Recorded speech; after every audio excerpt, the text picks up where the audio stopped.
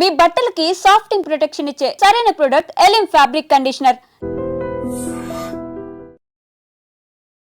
ప్రస్తుతం మనతో పాటు ఉన్నారు శ్రీ మహాకాళి ఉపాసకులు శ్రీ యోగి నరేంద్రానంద స్వామీజీ గారు. ఇప్పుడు వారితో మాట్లాడి మరిన్ని విషయాలు తెలుసుకుందాం.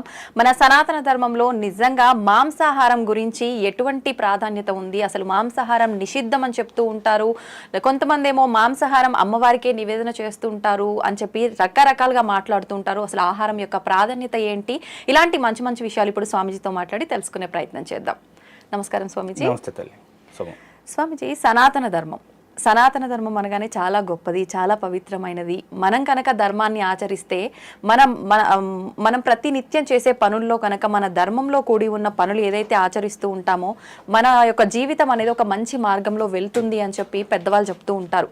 కానీ ఈ మధ్య కాలంలో సనాతన ధర్మం అనగానే 1కి 10 మంది 1000 మంది పుట్టుకొస్తున్నారు చెప్పడానికి. అసలు నిజంగా మాలాంటి వాళ్ళు సనాతన ధర్మం గొప్పది, ఓకే, ఈయన ఇలా చెప్తున్నారో ఆయన అలా చెప్తున్నారో, అసలు ఏది నిజమైన ధర్మం, మేము ఆచరించాలి అనిపిస్తే కనుక ఏం ఆచరించాలి అనే సందేహం ప్రతి ఒక్కరిలో ఉంటుంది. ఏంటి అసలు సనాతన ధర్మం అంటే, ఎలా ఆచరించాలి మేమందరం కూడా? శోభం తల్లి, ఒక మనిషి పుట్టిన కాడి నుంచి అంటే జన్మించిన దగ్గర నుంచి మరణించి అతనికి దశదిన కర్మలు చేసేంత వరకు, అతను మరణించిన నాటి నుండి సంవత్సరం పూర్తయి ఆబ్దికాలు జరిపేంత వరకు ప్రతి క్షణం అతని జీవితంలో ప్రతి క్షణం అంటే పుట్టుక దగ్గర నుంచి మరణించిన తర్వాత కూడా ఆత్మ ప్రయాణం ఎలా ఉంటుందని ఖచ్చితమైన ఆధారాలతో తెలియజేసినటువంటి ధర్మం సనాతన ధర్మం. సనాతన ధర్మం అనేదమ్మా మతం కాదు.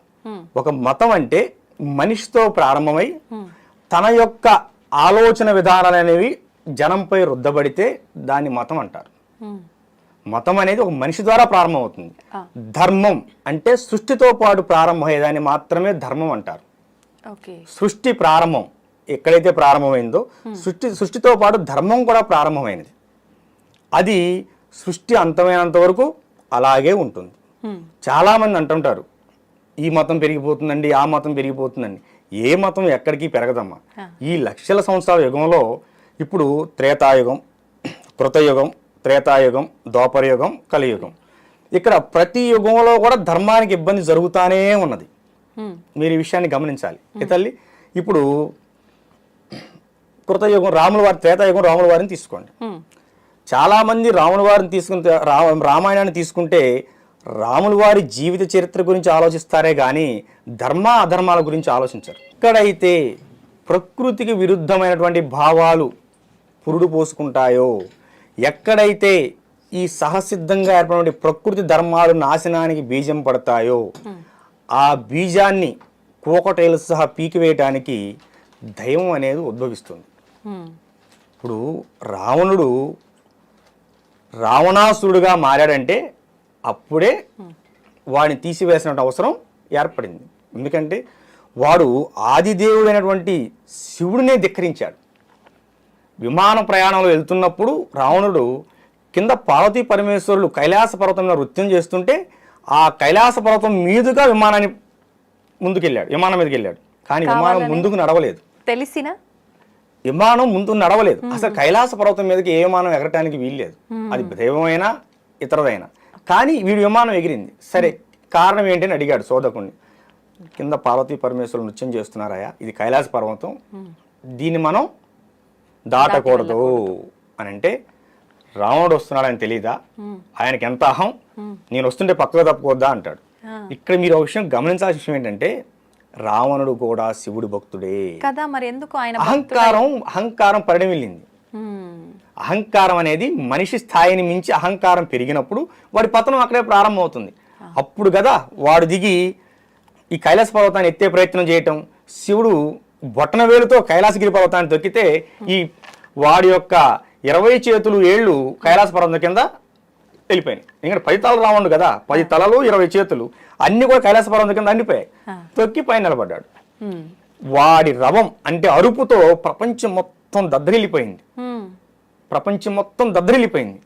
దద్దరిల్లిపోతే అప్పుడు ఎవరో మహానుభావుడు వచ్చి, ఒరే ఈ అరవటం ఎందుకురా ఆపు, ఆ పరమేశ్వరుని స్తుతించు, అప్పుడు కనకరించి ఆ బొటనవేలు తీస్తాడు, నువ్వు లేచి బయటికి వెళ్ళొచ్చు అంటాడు. అప్పుడు రావణాసురుడు శివుని స్తుతిస్తాడు. స్తుతించినప్పుడు ఆయన గారు భక్తికి త్రోలడోళ్ళు కదా శివుడు అంటే, కాదు తీస్తాడు.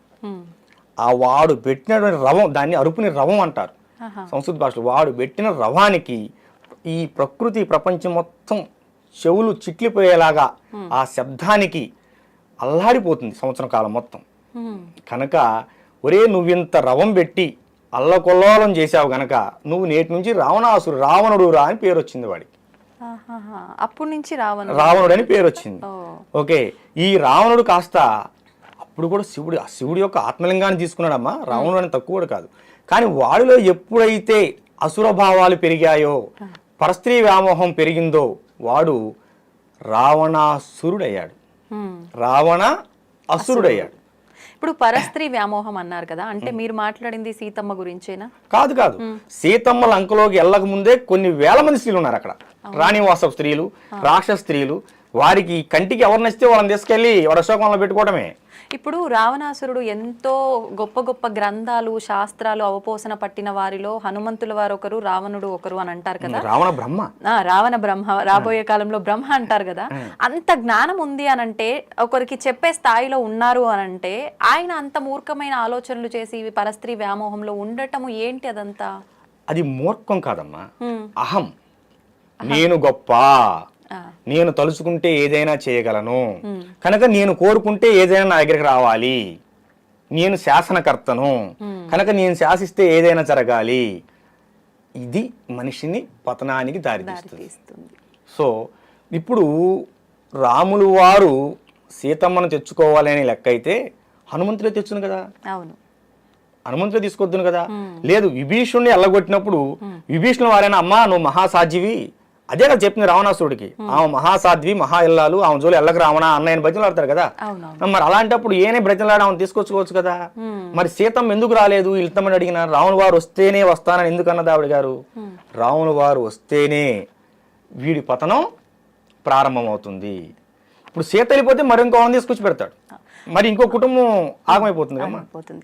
అయితే ఒక చిన్న సందేహం అండి, నేను ఇంతకు ముందు వేరే గురువులతో చేసినప్పుడు వాళ్ళు నాతో మాట్లాడిన విధానంలో అసలు రావణుడు తీసుకెళ్ళింది సీతమ్మ వారిని కాదు, ఒకవేళ తీసుకెళ్లిన విధానం కూడా ఆయన ఆడవారి పైన వ్యామోహంతో కాదు, శూర్పణఖ ముక్కు చెవులు విషయంలో ఆ కోపంతో అలా తీసుకెళ్లాల్సి వచ్చింది ఒక విషయం. ఇంకొక విషయం, అసలు తీసుకెళ్ళింది సీతమ్మ వారిని కాదు, ఆమె అగ్ని ఏదైతే ఉందో అది దాటి రాలేదు, అక్కడ అగ్నిలో ఉన్న లక్ష్మీ అమ్మవారు కొలువై ఉన్నారు, లక్ష్మీ అమ్మవారిని తీసుకెళ్లారని. ఇదంతా నిజమే అంటారా, లేదంటే ఎవరికి తోచినట్టు వాళ్ళు మాట్లాడటమా? మనకి దేనికైనా అమ్మ ఒక ప్రామాణికత రావాలి. మనం వాల్మీకి రామాయణం గురించి మాట్లాడుకున్నాం. వీళ్ళందరూ సొంత రామాయణాలు ఏది మాట్లాడినా మనకు తెలియదు తల్లి. మేము పారాయణ చేసింది వాల్మీకి రామాయణం, వ్యాస భారతాన్ని చదివాం, వాల్మీకి రామాయణాన్ని చదివాం, మనం దాని గురించి మాట్లాడుకుందాం. అవునండి, ఓకేనా. ఇప్పుడు హనుమంతుడు చూసింది ఎవరిని? సీతమ్మ వారిని. మరి మీకు సెలవిచ్చినటువంటి మహానుభావుడు ఎవరిని చూసారో నాకైతే తెలియదు, కానీ అక్కడ సుందరాకాండ మొత్తం చదివితే దాంట్లో ఏంటో తెలుస్తుంది. ఇలాంటి మాటలన్నీ వినటం వల్లే మాకు కూడా వీటన్నిటిపైన నమ్మకం పోతుంది. ఇప్పుడు అది పిచ్చి మాటలమ్మా. ఇప్పుడు ఒకటి సామాన్యుడు మాట్లాడటానికే 1,00,000 ఆధారాలు చూసుకుంటారు. అవునండి, ఆయన దశావతారంలో ఒక అవతారం, సాక్షాత్తు విష్ణుమూర్తి.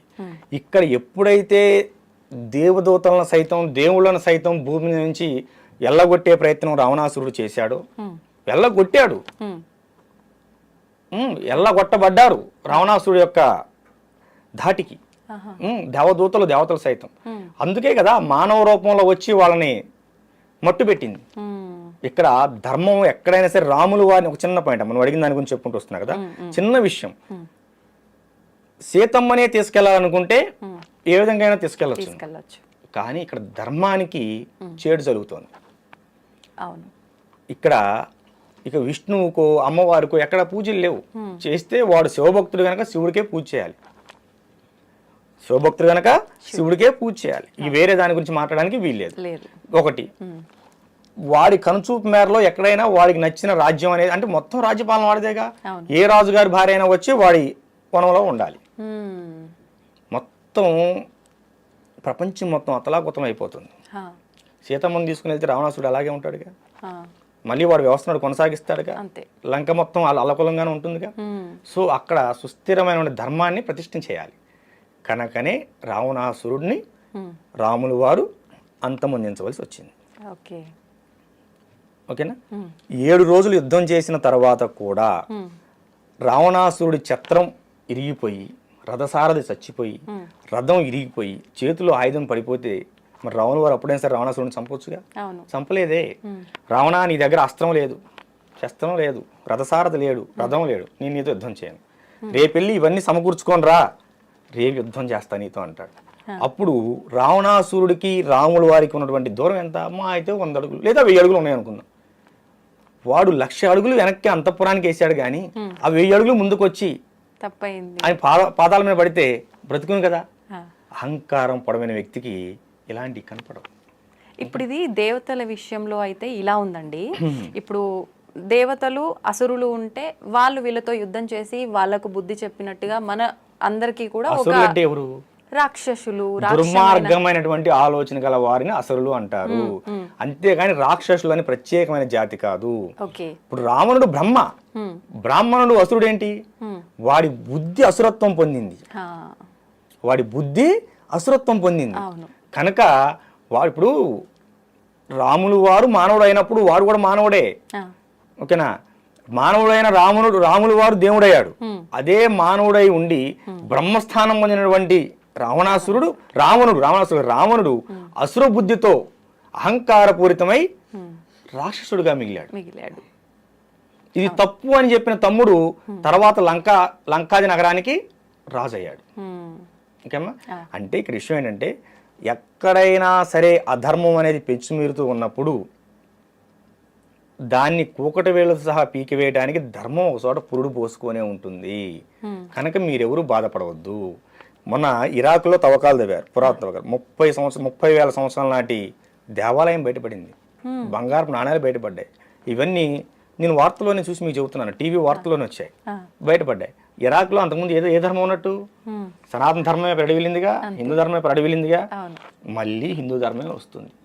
ఈ కొట్లాటలు కొట్టుకొని తిట్టుకొని బాంబులు వేసుకొని అలిసిపోయి అందరూ ఇక చాలు, మనకి ఈ మతాలు వద్దు, మన ధర్మానికి మనం పోదాం, నమస్కారం అంటారు. నిన్నటిదాకా కేరళ అలా ఉన్నది, కేరళ మన ధర్మం వైపు వచ్చిందిగా. అన్నీ వస్తాయి ఇప్పుడు. కానీ వస్తాయని మీరు చెప్తున్నారు, రావచ్చేమో భవిష్యత్తులో. కానీ ఇప్పుడు మాత్రం మత మార్పిడిలు చాలా ఎక్కువగా చూస్తున్నాం కదా. అంటే హిందూ ధర్మంలో ఉన్న వాళ్ళే ఇక్కడ ఏదో జరగట్లేదు అని చెప్పి ఇంకొక మతంలోకి మారటము ఇలాంటివి చూస్తున్నాం కదా. మతం మారటం అనేది అది మనిషి యొక్క దౌర్భాగ్యానికి నిదర్శనం. ఎందుకంటే మనసు అనేది మారకుండా నువ్వు ఎక్కడికి వెళ్ళినా ఏమీ సాధించలేవు. నీ గత జన్మ కర్మలు ఉండొచ్చు, ఈ జన్మలో చేసిన కర్మలు ఉండొచ్చు, లేదా నువ్వు చేసే విధానంలో పొరపాట్లు ఉండొచ్చు. మనసుకి జబ్బు చేస్తే మాలాంటి స్వామీజీలు వైద్యం చేస్తారు. శరీరానికి జబ్బు చేస్తే స్వామీజీ అయినా ఎంబీబీఎస్ దగ్గరకు ఎండి దగ్గరకు వెళ్ళాలి. దౌర్భాగ్యం నీ మనసులో పెట్టుకుని నువ్వు ఏ మతంలో పోతే ఏమున్నది? ఏమ్మా, కెమెరా ఆఫ్ చేసి ఎన్నిసార్లు ఫోటో తీసిన ఫోటో వస్తుందా? రాదు కదా. ఇది అలాగనే ఇప్పుడు దౌర్భాగ్యం అనేది నీ మనసులో పెట్టుకొని ఒక మంగళవారం ఆంజనేయ స్వామి గుడికి వెళ్ళు, ఒక బుధవారం వినాయకుడి గుడికి వెళ్ళు, శనివారం వెంకటేశ్వర స్వామి గుడికి వెళ్ళు, శుక్రవారం ఆదివారంలో అమ్మవారి గుడికి వెళ్ళు. అసలు ఏ వారంతో మళ్ళీ శివయ్య దగ్గరికి వెళ్ళు. మనం వెళ్ళాం కదా. పండగ రోజు మన హిందువులో ఉన్న దౌర్భాగ్యం ఏంటంటే పండగ రోజు కూడా కొత్త బట్టలు వేసుకొని సినిమాకి వెళ్తాం, అంతే కదా. కానీ మనకు అన్నీ కావాలి. ఇక్కడ హనుమాన్ చాలీసా పారాయణ చేయమా 41 రోజులు. నువ్వేదన్నా ఒక సంకల్పం పెట్టుకో, నీ జీవితానికి సంబంధించింది. అది స్వార్థంతో లేనిదై ఉండాలి. నీ భవిష్యత్తు పెరగటానికని కావచ్చు, లేకపోతే నీ పిల్లల కోసమే కావచ్చు, లేదా కుటుంబంలో ఏదైనా నెగిటివ్ ఎనర్జీ ఉండి ఇంట్లో ఊరికి చికాకులు జరుగుతున్నాయి, ఇది గురించి కావచ్చు. ఉదయాన్నే లేచి ఆడకూతురు అయితే తలస్నానం చేసిన అవసరం లేదు ప్రతిరోజు. ఎందుకంటే ఆమెకున్న కురుల దృష్టి ఇబ్బంది అవుతుంది కనుక ఆడకూతురు అనుకోమా 3 సార్లు పుండరీకాక్ష అని 3 సార్లు తల మీద నీళ్లు చల్లుకొని స్నానం చేయాలి. పురుషుడు అయితే ఖచ్చితంగా తలస్నానం చేయాలి.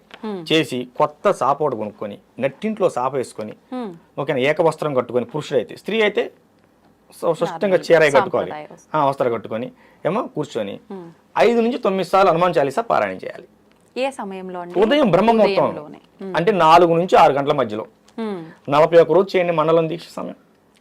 మార్పులు ఎందుకు వస్తాయో, ఎందుకు రావో చూడండి. ఇప్పుడు 41 రోజులు అన్నారు కదా, ఆడవారి నెలసరి సమయంలో ఆ 5 రోజులు వదిలేసి మళ్ళీ 41. లెక్కే. ఆ 5 రోజులు తీసేసి మళ్ళీ 5 రోజులు ఎక్స్ట్రా చేసుకుంటాం. ఓకే, ఓకేనా? 6వ రోజు నుంచి చేయొచ్చు. చేయండి. అసలు 21 రోజు చేయండి, ఆడవాళ్ళని 21 రోజు చేయమనండి. మార్పు కనిపిస్తుందో లేదో. మనసులో తెలియని ప్రశాంతి వస్తుంది, తెలియని హాయి వస్తుంది, ముఖంలో తెలియని ఆకర్షణ వస్తుంది. మనం చెయ్యంగా. అంతే. ఆదివారం వస్తే మాంసం తినాలి, పిల్లలకు సెకండ్ సాటర్డే వస్తే సినిమాకి పోవాలి, కానీ మాకు దేవుడు అన్నీ ఇవ్వాలి. ఏమ్మా? కానీ మాకు దేవుడు అన్నీ ఇవ్వాలి. అంటే దేవుడు మనం ఇవన్నీ చేస్తేనే ఇవ్వాలా? నీ ఏకాగ్రత ఉండాలి. ఇవన్నీ చేస్తేనే నువ్వు ఏకాగ్రత అవుతుంది. ఇప్పుడు నేను మనసులో నాకు దేవుడి పైన చాలా భక్తి ఉంది, నేను ప్రదర్శించాల్సిన అవసరం ఏముంది? నా పనులు నేను చేసుకుంటాను యథావిధిగా. దేవుడి పైన నాకు నమ్మకం ఉంది, భక్తి ఉంది.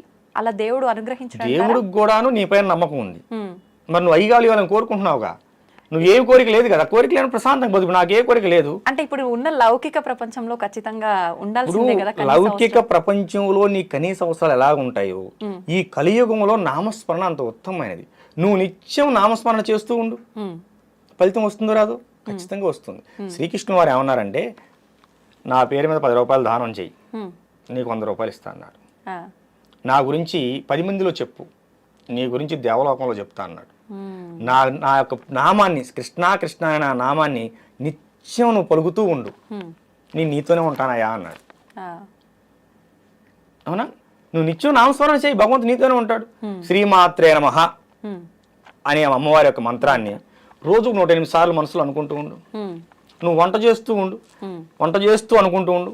90 రోజులు నీ భర్త ఎలాంటి వాడైనా సరే నీ కుటుంబం సఖీపడుతుంది. ఇప్పుడు అంటే నామస్మరణ చేయడం వల్ల, మంత్రం చెప్పడం వల్ల ఇంత ఫలితం ఉంటుంది. కానీ ప్రతి ఒక్కరికి తలరాత ఒకటి ఉంటుంది. భగవంతుడు మనం తల్లి గర్భంలో పడగానే అంత రాసేస్తాడు అని అంటుంటారు కదా, దాన్ని తప్పించుకునేది కూడా ఎవరికి సాధ్యపడదు అంటారు. మరి నామస్మరణ వల్ల మార్పులు ఎలా వస్తాయంటారు? కర్మ దోషాలు ఖచ్చితంగా తొలగిపోతాయి. రుణానుబంధానికి సంబంధించిన దోషాలు ఖచ్చితంగా తొలగిపోతాయి. నామస్మరణ. శబరి రామ రామ రామ అనుకుంటే అడవిలో ఉంది. రాముల వారు అంతా కూడా అరణ్యవాసం వచ్చి శబరి దగ్గరకు వచ్చాడు. శబరిగా అయోధ్య రాలేదు, రావణ వారే నడుచుకుంటూ శబరి దగ్గరకు వచ్చాడు. ఏం జరగలేదా? యశోదమ్మ శ్రీకృష్ణుడు కనలేదుగా. కానీ అప్పుడు ధర్మం 3 పాదాల పైన, పాపము ఇదంతా ఒక పాదం పైన. ఇప్పుడు చూస్తే అంత రివర్స్ లో ఉంది కదా. ఇప్పుడు సాధ్యమే. అప్పుడు 108 మంత్రజపం చేస్తే సిద్ధ అయ్యేది. ఇప్పుడు 1,00,000 కాదు 10 లక్షలు చేయాలి. ఓకేనా? ఇప్పుడు కష్టం ఎక్కువ పడాలి. అప్పుడు 10 సార్లు కృష్ణ అంటే 11 సార్లు అమ్మ అనేవాడు. కానీ ఇప్పుడు నువ్వు అనిత్యం నామస్మరణ చేస్తే ఏదో సందర్భంలో భగవంతుడు, ఇప్పుడు సద్గురువులు ఉంటారు, గురువులు ఉంటారు, ఏమా నిత్యం మనకి మాస్టర్స్ అంటారు. సిద్ధ గురువుల సంచారం జరుగుతూనే ఉంటుంది. ఇక్కడ నేను మాట్లాడుతున్నాను, ఇక్కడ నా గురుదేవులు నా పక్కనే ఉండొచ్చు. నాకు 2 గురువులు. నా గురుదేవుడు యోగి పూర్ణచంద్ర మహారాజు వారు మొదటి గురువు. ఈ శిలను శిల్పంగా చెక్కింది ఆయన గారే. ఈ శిలను శిల్పంగా చెక్కి ఒక దారిలో పెట్టింది ఆయన గారే. 2018లో మా గురుదేవులు లలిత అమ్మవారిలో ఐక్యమయ్యారు. మా గురుదేవులు లలితా ఉపాసకులు, గొప్ప లలితా ఉపాసకులు. అస్సలు బయట ప్రపంచంలోకి ఎప్పుడూ వచ్చేవాడు కాదు, అసలు ఎవరికి తెలియదు. 108 ప్రతిష్టలు చేశారు ఒకే చోట, ఒకే ప్రాంగణంలో 108 దేవతామూర్తులను ప్రతిష్ఠ చేశారు. ఏ దేవతలు? అందరూ మన ధర్మం యాక్సెప్ట్ ఒక సాయిబాబాని తప్ప. ఏ సాయిబాబా దేవుడు కాదు, గురువు దేవుడు కాదు. గురువు ఏమ్మా దేవుడు కాదు. మళ్ళీ చెప్పానా, సాయిబాబా గురువు. కానీ సాయిబాబా దేవుడు అని నమ్మే భక్తులకు నమ్మినంత అవుతోంది కదా అమ్మా. నామస్మరణ గురువుని నమ్ముకుంటే దేవుని నమ్ముకున్నట్టే. కాకపోతే గురువుని దేవుని చేయకూడదు. దేవుడు దేవుడే. మనకు చాలా మంది దేవుళ్ళు ఉన్నారు, మనకు చాలా మంది గురువులు ఉన్నారు. రామకృష్ణ పరమహంస, త్రైలింగ స్వామి, లాహిరి మహాశయ, ఏమా ఇప్పుడు సివిఆర్ రావు గారు. ఇప్పుడు ఎంతమంది గురువులు ఉన్నారు మనకి? సిద్ధయోగులు, పూర్ణులు, యోగులు, మహర్షులు ఎంతమంది ఉన్నారు? ఇప్పటికీ హిమాలయాల్లో మన యోగులు సంచరిస్తూనే ఉన్నారు. ఇప్పుడు ఏమైందంటే సినిమా ప్రపంచం, ఎవరిని చూపిస్తే వాళ్ళే దేవుడు. మీరు నన్ను పట్టుకురాలా, ఎక్కడ ఉన్నాను అట్లా. కనుక ఇది కాదు, మనం వాస్తవగతిలో జీవిద్దాం, వాస్తవంగా మాట్లాడుకుందాం. ఏ తల్లి, అది విషయం. ఇప్పుడు గురువులు అన్నారు కదా, గురువులు, ఋషులు, యోగులు, సిద్ధ యోగులు అన్నారు, గురువులు, జగద్గురువులు అన్నారు. ఏంటండి వీళ్ళందరి మధ్య వ్యత్యాసం ఏంటి? అసలు ఎవరు ఏ రకంగా సమాజానికి ఉపయోగపడతారు? పుస్తకాల్లో చూసి పాఠాలు చెప్పేవాడు ఉపాధ్యాయుడు, వాచక గురువు. మనకి పని బాట నేర్పేవాడు సూచక గురువు. ఒక ఆశ్రమానికి వెళ్ళినప్పుడు ఎలా ఉండాలి అని ఆశ్రమ నియమాలు నిర్ణయాలు చెప్పేవాడు బోధక గురువు. ఓకేనా? ఇప్పుడు మాలాంటి వాళ్ళని తయారు చేసేవాళ్ళు సిద్ధ గురువులు. ఓకేనమ్మా? జగద్గురువులు ఇందాక చెప్పాను మీకు. ఎవరైతే తన పరివారంతో వస్తూ ఉన్నారో వారిని చూసి గురువులు సైతం లేచి తన శిష్యులతో సైతం లేచి నిలబడి ప్రణమిల్లుతారో వారు జగద్గురువులు. వారు ఆది శంకరాచార్యుల వారు స్థాపించినటువంటి చతుర్మాయ పీఠాధిపతులు మాత్రమే జగద్గురువులు. ఇంకెవ్వరూ జగద్గురువులు కాదు. ఎవరైనా పెట్టుకుంటే అది పేరు వాళ్ళు బిరుదుకై వాళ్ళు పెట్టుకున్నట్లే కానీ మేము ఎవరూ అంగీకరించాం. జగద్గురువులు అంటే ఆది శంకరాచార్యుల వారి పరంపర మాత్రమే జగద్గురువులు. ఇంకొకళ్ళు ఉంటారు నిషిద్ధ గురువు. వాళ్ళు గురువులే, కాకపోతే మనుషుల్ని ఎలా హింస పెట్టాలి, మనుషుల్ని ఎలా చంపాలి, ఏ మనిషికి ఎలా పెడితే వాడి జీవితం ఆగిపోతుంది, ఏ మొక్కని ఎలా అంటే పూసే కాసే చెట్టుని ఎలా పడగొట్టాలి అంటే క్షుద్ర ప్రయోగాలు అంటారు. ఇలాంటి దిక్కుమాలిన విషయాలు నేర్పే వాళ్ళని వాళ్ళు గురువులే, వాళ్ళని మనం గౌరవించాలి. కానీ నిషిద్ధ గురువులు వాళ్ళు అంటే వాళ్ళ దగ్గర విద్య నేర్చుకోకూడదు.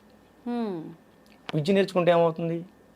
ఇప్పుడు ఒక రౌడీ దగ్గరికి వెళ్ళామనుకోమ్మా, వాడు మనిషిని ఎలా చంపాలి ఎలా పెరియాలో నేర్పుతాడు. దానివల్ల సమాజానికి ఉపయోగం ఏంటి?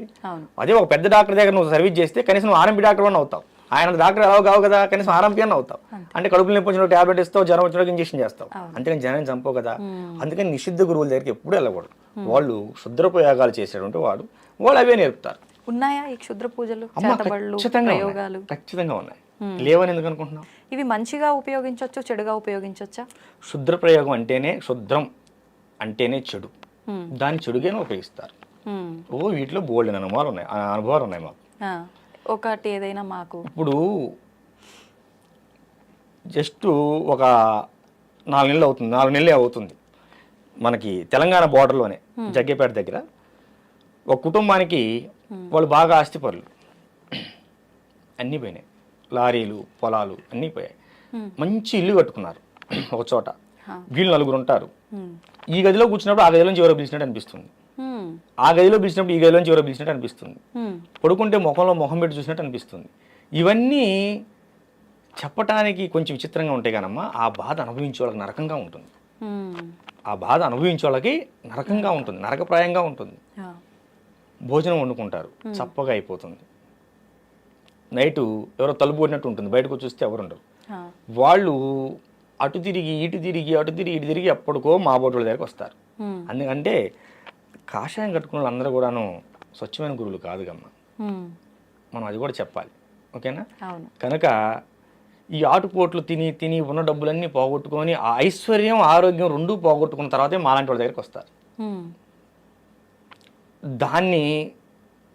దాన్ని చండక్రియ అంటారు, చండా ప్రయోగం అంటారు. అంటే ప్రయోగాల్లో ఇది ఒక ప్రయోగం పేరా ఏంటి అసలు? ప్రేతోన్మాదం, భూతోన్మాదం, రక్తబేతాళం, చండ ప్రయోగం, ఇట్లా 108 రకాల ప్రయోగాలు ఉంటాయి. వాక్ స్తంభన, బుద్ధి స్తంభన, క్రియాస్తంభన, కట్టేయటం. ఇప్పుడు రక్తబేతాళం చేస్తే వాడి రక్తం తగ్గిపోతూ ఉంటుంది. ఏ హాస్పిటల్కి వెళ్ళినా టెస్టులు ఏమీ రాదు, కానీ రక్తం ఉండదు, పాలిపోతూ ఉంటారు. క్షుద్ర ప్రయోగం వల్ల జరిగే ముఖ్యమైన విషయం ఏంటంటమ్మా, ఐశ్వర్యం ఆరోగ్యం రెండు దెబ్బతింటాయి. ఎందుకంటే ముందు ఆరోగ్యం దెబ్బతింటుంది. దీనికోసం మనం యాక్చువల్గా హాస్పిటల్కి వెళ్తాం కమ్మా, హాస్పిటల్ చుట్టూ తిరుగుతాం. ఏ హాస్పిటల్కి వెళ్ళినా 3 రోజులు మాత్రమే బాగుంటుంది, 4 రోజులు మళ్ళీ మరొక వస్తుంది. డాక్టర్ గారు బాగా చూడలేదు అనుకుంటారు, కానీ ఇక్కడ ఇంకేదో ఉందనుకోరు. డాక్టర్ గారు ఎందుకు బాగా చూడరమ్మా? అందులో ఇవాళ రేపు అన్ని మూఢనమ్మకాలు అనే భావనలో ఉన్నారు కాబట్టి వెళ్ళిపోతారు. కానీ మూఢనమ్మకం కాదమ్మా, ఖచ్చితమైన నమ్మకం. కర్ణాటకలో ఇప్పుడు కూడా చేతబడుల మీద కేసులు కట్టే సెక్షన్లు ఉన్నాయి, మనం నిరూపించుకోవచ్చు. కానీ మన దగ్గర ఆ సెక్షన్ లేవు. అవి వస్తే బాగుంటుంది ఇప్పుడు కూడా. ఎందుకంటే ఇప్పుడు కూడా మనం చాలా చోట చూస్తుంటాం, మీరు చూడండి, మనుషులు బొమ్మలేసి ముగ్గులేసి వేస్తూ ఉంటారు, నిమ్మకాయలు పెడుతుంటారు. అలానే ఉంటున్నాయా విధానాలన్నీ ఈ చేతబడులకు సంబంధించినవి? కొన్ని అలా ఉంటాయి. శ్మశానంలో ఇంత బూడితో చేయొచ్చు. ఓకేనా? ఇప్పుడు శ్మశాన కాళి త్రైలింగ స్వామి వారు చేశారు. మరి ఆయన గారు మహా గొప్ప యోగి అయ్యారు, 300 సంవత్సరాలు బతికారు కాశీలో జల సమాధి అయ్యారు. కానీ సమాధి కాల, వెళ్తూ మాయమైపోయాడు పెట్టిలో. అందరు చూస్తుండగానే 5 శాసనాలు ఉన్నాయి, బ్రిటిషర్లు రికార్డ్ చేశారు. వాళ్ళు మళ్ళీ రావాలనుకుంటే వచ్చే అవకాశం వస్తారు. మేము కాశీ వెళ్ళినప్పుడు వారి క్షేత్రానికి ఆశ్రమానికి వెళ్ళలేకపోయాం. అప్పుడు బాగా వర్షాలు, ఎటు వెళ్ళలేని పరిస్థితి, అది దర్శనం చేసుకోలేకపోయాం. కాశీలో కూడా మేము చాలా చోట్ల మేము ధ్యానం చేసుకోవడం జరిగింది. ఈ క్షుద్ర ప్రయోగాలు అనేవి ఉన్నాయి నాన్న. ఇప్పుడు సీరియల్లో మీరు అన్నట్టుగా సీరియల్లో చూపించినట్టు వాళ్ళ వస్త్రాలు, వాళ్ళ గోర్లు, వాళ్ళకి సంబంధించిన ఏదో ఒకటి తీసుకొని దాని ద్వారా చేస్తారని చెప్పి అంటుంటారు కదా, అలానే ఉంటుందండి? అంటే ఒక మనిషికి ప్రయోగం చేయాలనుకున్నప్పుడు అమ్మ ఖచ్చితంగా ఆ మనిషికి సంబంధించిన ఏదో వస్తువుని సేకరిస్తారు. కనీసం అరికాల కింద మట్టినైనా వాడు నడిచి వెళ్ళిన తర్వాత ఆ మట్టినైనా సేకరించే ప్రయత్నం చేస్తారు. ఇవేమీ స్వీకరించకుండా కూడా ప్రయోగం చేయగల సమర్థులు ఉన్నారు, దుర్మార్గులు అవునా ఉన్నారు. ఇవి సేకరించి చేసేవాళ్ళు కూడా ఉన్నారు. కానీ ఖచ్చితంగా వస్త్రం అనే మన వస్తువు ఏదైనా కావచ్చు, మీరు అన్నట్టు గోర్లు కావచ్చు, జుట్టు కావచ్చు, ఏదైనా కావచ్చు, వారికి లభిస్తే 100కి 100 పాలు సక్సెస్ఫుల్గా చేయగలుగుతారు. కనుక కొంచెం మనం ఇవి ఉన్నాయి నాన్న, ఖచ్చితంగా క్షుద్ర ప్రయోగాలు ఉన్నాయి, 100కి 100% ఉన్నాయి. మీరు నమ్మినా నమ్మకపోయినా ఇది వాస్తవం. ఇప్పుడు ఎవరిపైనో ప్రయోగం జరిగింది అంటే వాళ్ళు నానా రకాలుగా ఇబ్బంది పడతారు, ఆఖరికి ప్రాణాలు కూడా కోల్పోతారు. చేసిన వాళ్ళకి ఏంటి ఉపయోగం అసలు దీనివల్ల? మానసిక ఉన్మాదులు అమ్మ వాళ్ళు. ఒక పిచ్చి కుక్క ఉన్నది, అది రోడ్డును పరిగెడుతూ మనిషిని కరుస్తుంది, గేదెను కరుస్తుంది, ఆ లైన్లో వెళ్తుంటే మేకను కరుస్తుంది, తన జాతిది అయినా సరే కుక్కను కూడా కరుస్తుంది. ఎందువల్ల అది? అప్పుడు వరకు మన ఇంట్లో పెంచుకున్న కుక్కే అది, మనం భోజనం పెట్టాం, దానికి ఉన్మాదం వచ్చింది, పిచ్చిన ఉన్మాదం. ఈ క్షుద్ర పూజను శుద్ర ఉపాసన చేసే వాళ్ళకు కూడాను వాళ్ళు ఉన్మాదులమ్మ. ఒక ఉన్మాదం వస్తుంది, ఎదుటవాడిని బాధ పెట్టి ఆహా మనం ఇది చేసాం, వాడు ఇబ్బంది పడుతున్నాడు కానీ పైశాచిక ఆనందం పొందుతారు. కానీ వాళ్ళ వంశం నాశనం అవుతుందమ్మ. క్షుద్ర ప్రయోగాలు చేసిన వాళ్ళ వంశం నాశనం అవుతుంది. మొన్న విధురేంద్ర శేఖర్ భారతీ స్వామి వారు సెలవిచ్చారు దీనిపైన. ఖచ్చితంగా చాలా ప్రమాదం. కాకపోతే ఏమిటంటే వాళ్ళు చేసే ప్రయోగాలకి కొత్తగా దాన్ని ఎలా మనం రెమెడీ చేయాలనేది మేము మళ్ళీ తయారు కావాల్సి వస్తుంది. అంత ఇబ్బందికరమైన కొన్ని ప్రయోగాలు వస్తున్నాయి. ఇప్పుడు ఇలాంటి ప్రయోగాలు చేసిన వారు దాని నుంచి బయటపడి పూర్తి నార్మల్ గా ఉండే ఆ జీవితాన్ని మళ్ళీ గడపొచ్చు అంటారా? కొన్ని వందల మందికి చేసాం ఈ 15 సంవత్సరాలు. మీరు ఎప్పుడైనా మన కుటీరానికి వస్తే చాలా మందిని చూసుకోవచ్చు. కొన్ని వందల, మొన్న చెప్పాను కదా జగ్గేపేట దగ్గరని, వాళ్ళు నిన్న కూడా మన ఆశ్రమానికి వచ్చి వెళ్ళారు. ఏమో ప్రశాంతంగా ఉన్నారు. ఖచ్చితంగా ఉంటుంది. మనకి ఈ చండా ప్రయోగం అంటే అమ్మ పంది రక్తంతో చేస్తారు, తీసుకొచ్చి పంది రక్తం చల్లుతారు. అర్థమైందా? ఇవి ప్రయోగం ఏంటో కూడా తెలుసుకోవాలి. డాక్టర్ అనేవాడు వైద్యం చేయాలంటే రోగం పలానని తెలుసుకుంటేనే వైద్యం చేయగలుగుతాడు.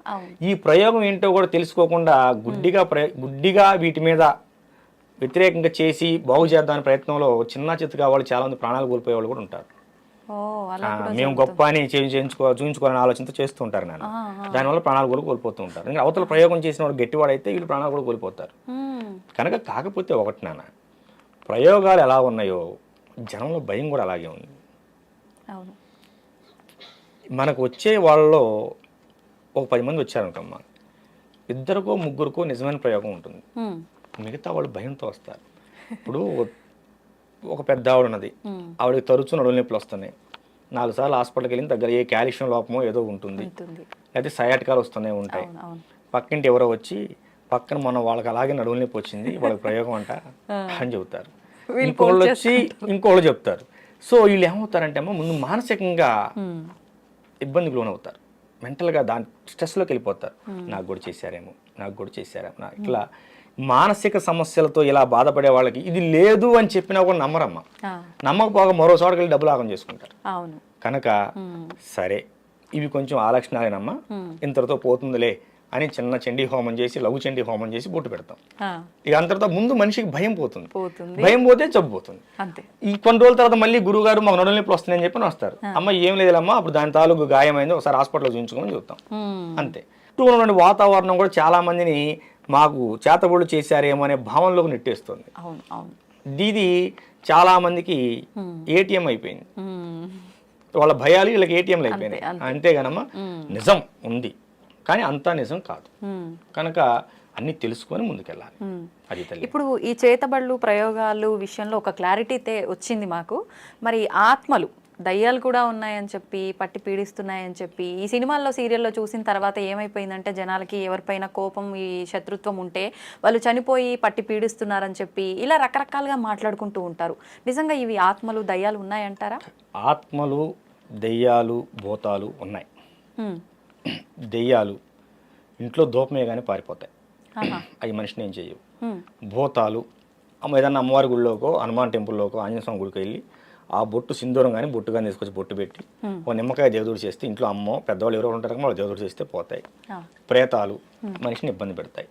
ఇప్పుడు ఈ ఆత్మలు, దయ్యాలు, ప్రేతాలు డిఫరెన్స్ ఏంటండి? ప్రేతాలు అనేవి అన్ఎక్స్పెక్టెడ్గా మరణం పోలేనటువంటి ఆత్మలు, ఇంకా బతకాల్సిన సమయం ఉండి, ఓకేనా, ఏదైనా బలమైన కారణం వల్ల చనిపోతారు.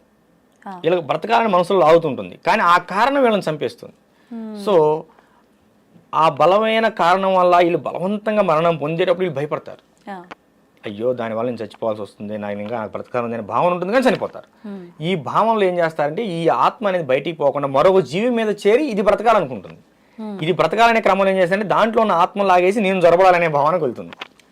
ఆత్మ అనేది పోతే ఆ శరీరం కూడా పడిపోతుంది కదా. కానీ ఆ విషయం ఈ ఆత్మకు తెలియదు కదా, ఈ ప్రేతాత్మకి. దీనివల్ల ఏమవుతుందంటే ముఖం పాలిపోవటం, పిచ్చి పిచ్చి కలర్ రావటం, ఎప్పుడు ఒళ్ళు నొప్పులు చేయటం, ఇత్యాది లక్షణాలు ఉంటాయి.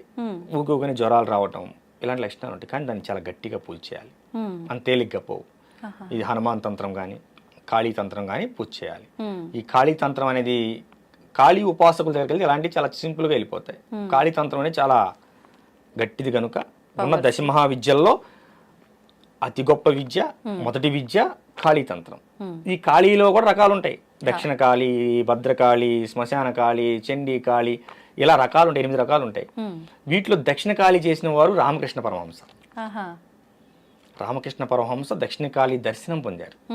శ్మశాన కాళీ చేసిన వారు త్రైలింగ స్వామి వారు. త్రైలింగ స్వామి వారి తల్లి చనిపోయిన తర్వాత ఆయన శ్మశానంలో ఖననం చేసిన తర్వాత తల్లిని ఎక్కడైతే ఖననం చేశారో అక్కడే 10 సంవత్సరాల పాటు ఉండి సాధన చేశాడు. 10 సంవత్సరాల అక్కడ నుంచి మన రాజమండ్రి అయినమ్మా ఆయన గారిది. అక్కడ నుంచి ఇక ఒక్కొక్క ప్రాంతం వెళ్తూ గురువు ద్వారా వెళ్ళిపోతూ కాశీలో స్థిరపడిపోయారు. 150 సంవత్సరాలు కాశీలో ఉన్నారు. 300 సంవత్సరాలు బ్రతికారని బ్రిటిష్ వారు గెజిటెడ్ నోట్ చేశారు. కాళీ సాధకులు. కాళీ అనేది చాలా శక్తివంతమైన సాధన, కానీ అమ్మవారు రూపం చూడడానికి భయంగా ఉంటుంది. కనిపిస్తారా సాధన చేసే వాళ్ళకి అమ్మవారు? వినిపిస్తారు కూడా. వినిపిస్తారు. ఎలాంటి ప్రశ్నలు అడుగుతారని ఇలాంటి వాటికి రాను నేను, ఎందుకంటే ఇది చాలా నిగూఢమైన అంశం. శాస్త్రం ఏం చెప్పిందంటే అమ్మ, సృష్టికారమైనటువంటి సంసారం, భార్యాభర్తల సంసారం 4 గోళ్ల మధ్య ఎంత గుట్టుగా సాగాలో అంతకి 100 రెట్లు గుట్టుగా ఒక సాధకుడు యొక్క సాధన సాగాలి అని చెప్పారు. ఇప్పుడు ఏం చేశారు, చిన్న పెద్ద అని తేడా లేకుండా అందరు దాన్ని బయట వేసే ప్రయత్నం చేస్తున్నారు. ఇది చేయండి వశీకరణం అయిపోతారు, లవంగాలు కట్టుకోండి డబ్బులు వస్తాయి, అందరు లవంగాలు కట్టుకుంటాంగా. అవునమ్మా, మీరు కూడా ఎన్ని చేయటం ఎందుకు? స్టూడియోలో కాసిన లవంగాలు 4 కుప్పలు పోసుకుని అందరికి వస్తాయిగా. అది కాదు నాన్న, సాధన ఖచ్చితంగా సాధన చేయాలి. దాన్ని ఖచ్చితంగా గురువు పర్యవేక్షణలో చేయాలి. ఎందుకు గురువు పర్యవేక్షణలో చేయాలంటే ఇప్పుడు ఎంబీబీఎస్ అయిన డాక్టర్ను కూడా మరో డాక్టర్ దగ్గర ట్రైనింగ్ పంపిస్తారు. ఎందుకని? నువ్వు పుస్తకాల్లో చదివింది వేరు, వాస్తవంలో చేసేది వేరు. ఎక్కడైనా సరే అమ్మా, గురువు ఏది చెప్పాడో అది చేయాలి. ఈ విషయం జాగ్రత్తగా వినండి. గురువు ఏది చెప్పాడో అది చేయాలి సాధకుడు, శిష్యుడు అనేవాడు. ఇప్పుడు కానీ ఒక్క విషయం నాన్న, కానీ గురువు ఏం చేస్తున్నాడో నువ్వు అది చేయకూడదు. గురువు ఏది చెప్పాడో అది చేయాలరా తల్లి, కానీ గురువు ఏం చేస్తున్నాడో అది చేయకూడదు. గురువు అన్ని సాధనలు చేసి పూర్తి చేసిన తర్వాత ఆయన ఏదైనా చేయగలడు. గురువు గారు చేశారని నేను చేస్తాను చేయకూడదు. గురువు ఏం చెప్పాడో అది చేయాలి. నా గురువు నాకు సగం వరకు నన్ను యోగి పూర్ణచంద్ర మహారాజు గారు నడిపించి లింగైక అమ్మవారి లలితాదేవిలో ఐక్యమైపోయారు. 2 సంవత్సరాలు బాధపడ్డాను.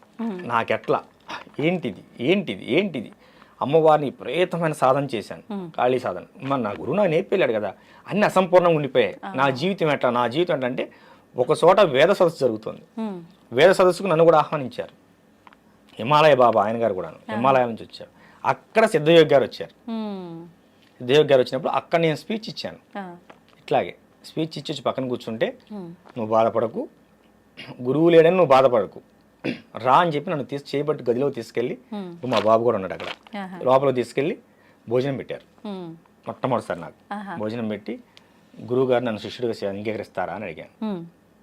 చూద్దాం, అలా అడగకూడదు అన్నారు.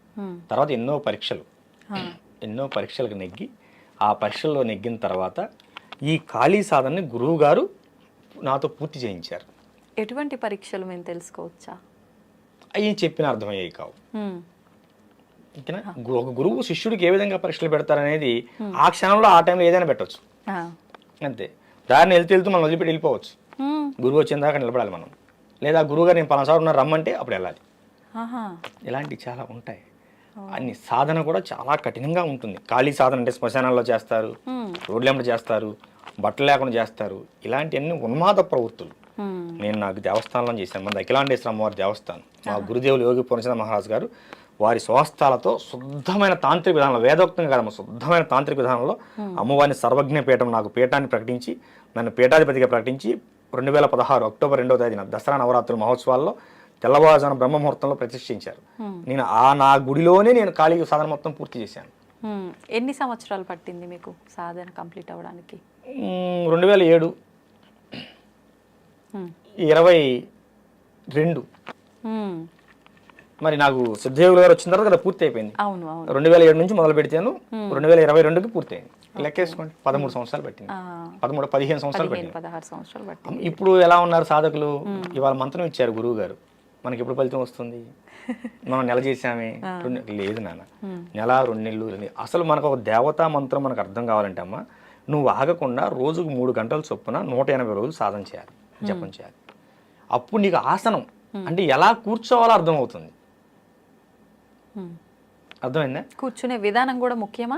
చాలా ముఖ్యం నాన్న. అంటే అది కంప్లీట్ మీరు ఉపాసన పరులుగా ఉన్న వాళ్ళక, మాలాంటి సామాన్యులకు కూడానా? ఎవరైనా ఒక మంత్ర సాధన చేయాలంటే ఆసన శుద్ధి కావాలి, ఆత్మశుద్ధి కావాలి, శరీర శుద్ధి కావాలి. గురువు శరీర శుద్ధి చేసి నీకు మంత్రాన్ని ఇస్తాడు. ఈ మంత్ర సాధనలో ఇన్నాళ్ళు దీన్ని చెయ్యి అంటాడు, చేయాలి. చేస్తే అప్పుడు మనం ఆత్మశుద్ధి శరీర శుద్ధి సాధించుకున్నాం అనే విషయం మనకు ఎలా తెలుస్తుందంటే, అక్కడి నుంచి ఇంకో మెట్టు ఎక్కిస్తారు గురువు సాధనలో. లేదు నానా, మా గురుదేవులు నన్ను బంగారం అంటాడు. లేదు బంగారం, ఇంకా చేయాలి అంటే చేయటమే. అంటే మనం ఎక్కడో పొరపాటు చేసాము. వారాహి సాధన 40 రోజులు ఇచ్చారు దీక్ష, నాకు 6 నెలలు చేయించారు. ఇంకా అవ్వలేదు దీక్షలో, వారాహి దీక్షలోనే ఉన్నాను నేను. అవునా? రేపు పౌర్ణానికి అవుతుంది, పౌర్ణానికి పూర్ణం అవుతుంది అన్నారు నిన్నే గురుదేవులు. 40 రోజులు దీక్ష, మండల దీక్ష కాలమని వారాహి దీక్ష ఇచ్చి 6 నెలలు చేయించారు. ఎందుకని? మీరు లోపం చేస్తున్నారా లేదంటే ఏంటి? ఎందుకని అనే ప్రశ్న గురువును అడగకూడదు. అడిగిన రోజు నువ్వు శిష్యుడిగా పనికిరావు. ఒకవేళ మీకేమైనా అర్థమైందా ఎందుకు ఇలా జరుగుతోంది అని గురువు గారిని ప్రశ్నించకపోయినా? అంటే వారాహి దీక్ష అనేది శక్తి దీక్ష. అంటే మనకు బాడీ గార్డ్. నాకు భవిష్యత్తులో ఆమె అవసరం ఎక్కువగా ఉన్నదేమో. ఇప్పుడు ఈ ఆధ్యాత్మిక ప్రపంచంలో, లౌకిక ప్రపంచంలో శత్రువులు కనిపిస్తారు నాన్న, ఆధ్యాత్మిక ప్రపంచంలో శత్రువులు కనిపించరు. కనుక ఆధ్యాత్మిక ప్రపంచంలో నాకు భవిష్యత్తులో ఏమైనా శత్రు బాధలు ఉంటాయేమో శత్రువు వలన, కనుక అది నా వరకు చేరకూడదంటే ఏమని చేయవలసి ఉంటుందేమో. నాకు అసలు ఆలోచన కూడా లేదు. గురువుగారి వారాహి నవరాత్రులప్పుడు గురువుగారి ఫోన్ చేశారు, నాన్న నీ వారాహి దీక్షిస్తున్నా, మొదలుపెట్టాం. 41 రోజులు అయిపోయింది గురుదేవా అని ఫోన్ చేశాను. మెసేజ్ పెట్టమే, వాళ్ళు స్పందిస్తే మనం తిరిగి ఫోన్ చేయాలి, అంతేగాని ఫోన్ చేయకూడదు. మెసేజ్ పెట్టాము, అందులోంచి మెసేజ్ నాకు ఫార్వర్డ్ అయింది, నాన్న నీ దీక్షను 6 నెలలు పొడిగించాను, చేసుకో. మరి అంత కఠినంగా ఉంటుంది వారాహి దీక్ష అనేది. మరి 6 నెలల నుంచి చేస్తున్నాడు, చిన్న విషయం. దీక్షలు అనేవి గురుముఖంగానే తీసుకోవాలి, గురువు ఆధ్వర్యంలోనే చేయాలి, గురువు ఆధ్వర్యంలోనే దాన్ని ముగించాలి దీక్ష. అప్పుడు నువ్వు సాధకుడిగా శక్తిపరుడు అవుతావు. నేను మంత్రం చేశాను నాకేం తెలియలేదు, నేను కొన్ని రోజులు సాధన చేశాను నాకు తెలియలేదు, లేకపోతే మేము 10 సంవత్సరాలు సాధన చేస్తున్నామని ఎర్రబట్టలు కట్టుకుంటే ఏమీ లేదు. ఏమా ఇప్పుడు కెమెరాల చిప్పు లేకుండా ఎంతసేపు వీడియో తీస్తే ఉంది అంతే. ఇప్పుడు కొంతమంది ఒక 6 నెలలకు సంవత్సరానికి ఫేడ్ అవుట్ అయిపోతూ ఉంటారు. ఎందుకని? ఏదో కాస్త కూర్చి చేసినటువంటి శక్తి సాధనా ఫలం అనేది నీ చుట్టూ కొంత ఆరా ఉంటుంది. ఈ లౌకిక ప్రపంచంలో కొన్ని రోజులు నువ్వు మెరుస్తావు. తర్వాత ఒక గురువు అనేవాడు నాన్న నిత్య సాధకుడై ఉండాలి, నిత్యం సాధన చేస్తూనే ఉండాలి. దీపం అనేది వెలుగుతూ ఉంటేనే మరొక దీపాన్ని వెలిగించగలదు, చీకట్లో నీకు దారి చూపించగలదు. గురువు అనేవాడు నిత్యం వెలుగుతూనే ఉండాలి, అంటే నిత్యం సాధన చేస్తూనే ఉండాలి. ఇది మా గురుదేవులు మాకు చెప్పినటువంటి మాట. మా పూర్ణచంద్ర మహారాజు గురుదేవులు కానీ సిద్ధయోగులు వారు కూడా చెప్పినటువంటి మాట. పూర్ణచంద్ర మహారాజు గారి యొక్క సాధనలో ఉన్నప్పుడు కొంచెం ఉద్వేగంగా ఉండేవాడిని, ఆవేశపూరితంగా ఉండేవాడిని. సిద్ధయోగి గారి శిష్యరేఖంలోకి వచ్చిన తర్వాత, శిష్యుడుగా నన్ను అంగీకరించిన తర్వాత, నేనంటంగా శిష్యుడికి వారు అంగీకరించిన తర్వాత, మొట్టమొదటిసారి ఒక గురువుగా వారిని దర్శించుకున్న తర్వాత నాలో వచ్చిన మార్పు, నా యొక్క ఆవేశం అనేది కానరాకుండా పోయింది. గురువు గారు కూడా అలానే ఉంటారు కదా శాంతంగా. అంటే మీ విషయంలో కూడా అలానే ఉంటారా? మా అందరితో అలా ఉంటారా? లేదమ్మా, చాలా కఠినంగా ఉంటారు శిష్యుల విషయంలో. ఏది చెప్పారో అది చేయాలి అంతే. అలా ఇప్పుడు తండ్రి ఎందుకు కోపడతాడు, బిడ్డ బాగుండాలనే కదా. అంతే. కానీ చాలా ప్రేమగా ఉంటారు. సాధన విషయంలో అసలు చాలా కఠినంగా ఉంటారు. కొంచెం దీనికి చెప్పాను కదా చేయి ఇంకా అడగకూడదు. మొన్న నాతో చెప్పారు, ఇలా మీ పేరు చెప్పి నా శిష్యుడే అమ్మా, ఇలా మీరు అందరితో ఇలానే ఉంటారా, నాన్న తల్లి బంగారం అని పిలుస్తుంటారు నన్ను కూడా, బంగారం అని అంటారు. నేను మీరు ఇంతే ప్రేమగా ఉంటారా మామూలుగా శిష్యుల విషయంలో కూడా, అలా ఉంటే వినరు కదా, మీ శిష్యులు ఎలా ఉంటారు అని నేను అడిగాను అనమాట. లేదు నాన్న, సందర్భం వచ్చినప్పుడు మాత్రం ఎంత దండించాలో అంత దండిస్తాను, నేను దండిస్తున్నా అనేది కూడా వాళ్ళకు అర్థం అవ్వకుండానే నేను ఒక మాటలోనే అర్థమయ్యేటట్టుగా తెలియజేస్తాను అని చెప్పి నేను అనుకున్న ఆ రోజు ఈ క్వశ్చన్ మిమ్మల్ని ఖచ్చితంగా అడగాలని మాటల్లో మీరే ఆ మాట తీసుకొచ్చేసారు. దండిస్తారు. ఒక కార్యక్రమానికి వెళ్ళాం, ఈ హైదరాబాద్ దగ్గరికి, వరంగల్ దగ్గరికి వచ్చాం. గురువు గారు ఉదయం టిఫిన్ చేయరు, అల్పాహారం స్వీకరించరు. అక్కడ కార్యక్రమం జరుగుతుంది, ఒక హోమం జరుగుతుంది, ఒక 15 రోజుల క్రతువు. అందులో నాతో ఒక హోమం చేయించాలని చెప్పి ముందుగానే ఇంటిమేషన్ ఇచ్చారు. నేను ఖాళీ చదవకుండా కదా, ఖాళీ హోమం నాతో చేయించాలి నాన్న, నువ్వే వచ్చి హోమం చేయాలన్నారు. చేశాను, వెళ్ళాను, అందరం వెళ్ళాం. అక్కడ నా శిష్యుడు ఉన్నాడు ఆ ప్రాంతంలో. నేను అలాగని నా శిష్యుడు నన్ను ఎత్తుకుంటూ వచ్చాడు. వచ్చినారు నా కోసం నా శిష్యుడు ఏం చేశాడు, ఉదయాన్నే అల్పాహారం తీసుకొచ్చాడు. ఇక్కడ ఈ గురువు గారు ఏం చేశారు, గురువు గారు నా కోసం టిఫిన్ చేయించారు. ఆ రోజు ఎప్పుడు లేని ఆ రోజు ఆశ్రమంలో టిఫిన్ చేయించారు భక్తులందరికీ. నా శిష్యుడు వచ్చాడు, వాడు ఉదయాన్నే టిఫిన్ చేయండి, నాకు టిఫిన్ చేయడం అలవాటు, నన్ను ఉదయాన్నే అల్పాహారం తీసుకోవడం అలవాటు, వాడి కోసం టిఫిన్ చేయండి అని చెప్పారు. ఆ విషయం నా దాకా రాలేదు. నా శిష్యుడు తీసుకొచ్చిన టిఫిన్ నేను చేశాను. ఏం జరిగింది అప్పుడు? ఏదైనా జరగండొచ్చు, ఏదో పెద్దగా జరుగుంటది. బయటికి వెళ్ళిపోవన్నారు, పాదాల మీద పడ్డాను. తర్వాత చెప్పారు, మీకోసమే చేయించారు అల్పాహారం, మీరు చేయలేదు అని. భోజనానికి వంట అయ్యేంత వరకు ఉండి ముందుగా నేనే భోజనం చేసి బయటికి వెళ్ళాను. తగ్గించాను. ఎందుకంటేనమ్మా గురువులు ఏదైనా, గురువు అంటే తల్లి తండ్రి ఇద్దరు ఉంటారమ్మా. గురువులో తల్లి ఉంటుంది, తండ్రి ఉంటాడు, ప్రేమ ఉంటుంది, మనకి కోపం కాదు, అది క్రమశిక్షణ ఉంటుంది. అంతే, ఒక మంచి మార్గంలో తీసుకెళ్ళడానికి. నా గురువేగా నన్ను ఇక్కడ కూర్చోబెట్టింది. అవునా, ఇప్పుడు నా మీద ఎంత నమ్మకం ఇక్కడ కూర్చోబెట్టగలిగారు, నేను ఆ నమ్మకం నిలబెట్టుకోవాలి కదా. అందుకని గురువుని ఎప్పుడు కూడా అనుసరించండి, అనుకరించొద్దు. అనుకరించొద్దు అంటే ఇప్పుడు ఒక గురువుకి ఇందాక చెప్పిన విధానం ఆయన చేస్తున్నది మనం చేయకూడదు. ఒక గురువుకి ఎంతవరకు గడ్డ ఉందని నువ్వు కూడా గడ్డ పెంచొద్దు. నీ గురువు గోచి పెట్టుకొని తిరిగారని నువ్వు కూడా గోచి పెట్టుకొని తిరగొద్దు. ఓకేనా, నీ గురువు గంజాయి తాగారని నువ్వు గంజాయి తాగొద్దు. నీకు సాధనలో నీకు ఇది చేయమని చెప్పాడు కదా, అదే చెయ్యి. గురువు ఏమి చెప్పాడో అది చెయ్యి, గురువు ఏం చేస్తున్నాడో అది చేయదు. ఇది నా గురువులు నాకు చెప్పిన మాట. నేను అందరికీ ఈ టీవీ షో ద్వారా బయటకు వెళ్తాం కనుక అందరికీ చెప్తున్నాను, గురువుని అనుకరించొద్దు, అనుసరించండి. గురువు చెప్పింది మాత్రమే చేయండి, గురువు చేసేది ఎప్పుడు మీరు చేయకండి. గురువు చేసేది నువ్వు చేసావా, నీ పతనం అక్కడే ప్రారంభమైంది. ఇప్పుడు ఎలక్ట్రికల్ ఇంజనీర్ అమ్మా, ఆయన కరెంటు ఏ వైర్ ఎక్కడ పెట్టాలో ఆయన తెలుసు, ఆయన పట్టుకొని పెడతాడు, స్క్రూ డ్రైవర్ కూడా లేకుండా పెడతాడు. నేను నిన్నగా మొన్న ఐటీఐ స్టూడెంట్, నేను పట్టుకుంటే కుదురుద్ది, పోదాంట్లో ఒకటి పెడితే నువ్వన్న పోతావు, లేకపోతే మొత్తం బ్లాస్ట్ అయిపోతుంది. కనుక గురువుని అనుకరించొద్దు, అనుసరించండి. ఇది చాలా ముఖ్యమైన విషయం. గురువులు యోగులు అనగానే చేతిలో ఖచ్చితంగా ఏదో ఒక దండం అనేది ఉంటుంది. అది మీరు చేసిన సాధనలను బట్టి ఆ దండం అనేది ఒక్కొక్కరికి ఒక విధానం ఉంటుందా, ఎలా ఉంటుంది? చాలా వరకు అందరి చేతిలో త్రిశూలం ఉంటుంది, లేదు అనంటే ఒక కట్టె లాంటిదే ఏదో ఒక దండం ఉంటుంది ఒక ఆకారంలో. మీ చేతుల్లో చూస్తే ఎవరి చేతిలో చూడని రకంగా పామునే పట్టుకొని వచ్చినట్టు సుబ్రహ్మణ్య స్వామిని చూస్తున్నామా ఏంటి అనిపిస్తోంది. ఏంటండి? ఇప్పుడు చేతిలో ఉండేవాడిని దండ అంటారు, ఏకదండ, త్రిదండ అని ఉంటాయి. స్వామీజీలో ఇవి వేరు. ఏమా శక్తి ఉపాసకులకి చేతిలో త్రిశూలం ఉంటుంది, అది వాళ్ళు అమ్మవారి పూజలో పెట్టుకుని బయటకు వచ్చినప్పుడు వాళ్ళు నెగిటివ్ ఆర్ ఏదైనా ఉన్నప్పుడు వాళ్ళ దగ్గర ఉంటారని చూస్తుంది. ఇది వచ్చేసి నాగాస్త్రం నాన్న. ఇది మా గురువులు దాదాపుగా రాజశ్యామల లాంటి మహాయాగాల్లో కూడా పెట్టి దీన్ని అనుష్ఠాన పరిచి మాకు బహుకరించారు. ఇది నాగాస్త్రం, దీనితో నాగబంధం కూడా వేయగలం, నాగబంధం కూడా వేయగలం. ఇది ఉన్న చోటకి నెగిటివ్ ఆరా రాదు. కనుక దీన్ని మొన్న ఇందాక చెప్పాను కదా, ఇళ్లలోకి వాళ్ళ ఇంట్లోకి మనుషులు కూడా వచ్చి తిరుగుతున్నట్లుగా ఉంది భావన అని చెప్పింది. ఆ ఇంట్లోకి తీసుకెళ్ళాను, మళ్ళీ వాళ్ళు ఇక్కడ తీసుకొచ్చాను. బయట ప్రపంచంలోకి ఎక్కడా లేదు, తీసుకెళ్ళాం. తప్పనిసరి అయితే తప్ప ఈ నాగబంధం అనేది బయట ప్రపంచంలోకి రాదు, అసలు కనపడదు. తీసుకెళ్ళాం, అంత అవసరం ఉండదు. మన అవసరం అనుకున్న చోటకి ఇది తప్పదు అనుకుంటేనే ఇక్కడికి పోవాలి. ఎటువంటి బంధనాలున్నా ఈ యొక్క నాగాస్త్రం బయటకు వస్తే అక్కడ తెగిపోతాయి. అక్కడ చండా ప్రయోగం జరిగింది కనుక అక్కడికి తీసుకెళ్లాల్సి వచ్చింది.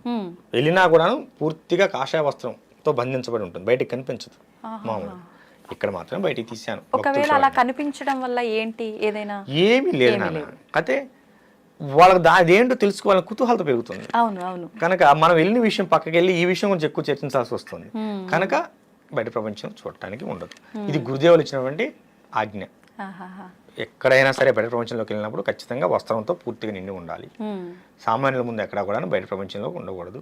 అత్యవసరం అయితేనే దాన్ని వినియోగించు అని గురుదేవులు ఆజ్ఞ ఇచ్చారు. రాజశ్యామల యాగం పూర్తి చేసిన తర్వాత దీన్ని నా చేతిలో పెట్టారు మన సిద్ధయోగి గారు, మా గురుదేవులు, వారి కృప. అది వారి చేతిలో త్రిశూలం ఉంటుంది కదా. మా గురువు గారి దగ్గర త్రిశూలం ఉంటుంది, మా దగ్గర నాగులు ఉంటుంది. అవును. గురుగారు త్రిశూలం ఎవరిని తాకనివ్వరు, అలా ఇది కూడా ఎవరు తాకడానికి లేదా? లేదమ్మా, అసలు ఆ ఛాయలోకి కూడా రానివ్వరు గురుగారు వచ్చినప్పుడు. గురువు అసలు లేదుగా, ఛాన్స్ లేదు. మేము పట్టుకోవచ్చు.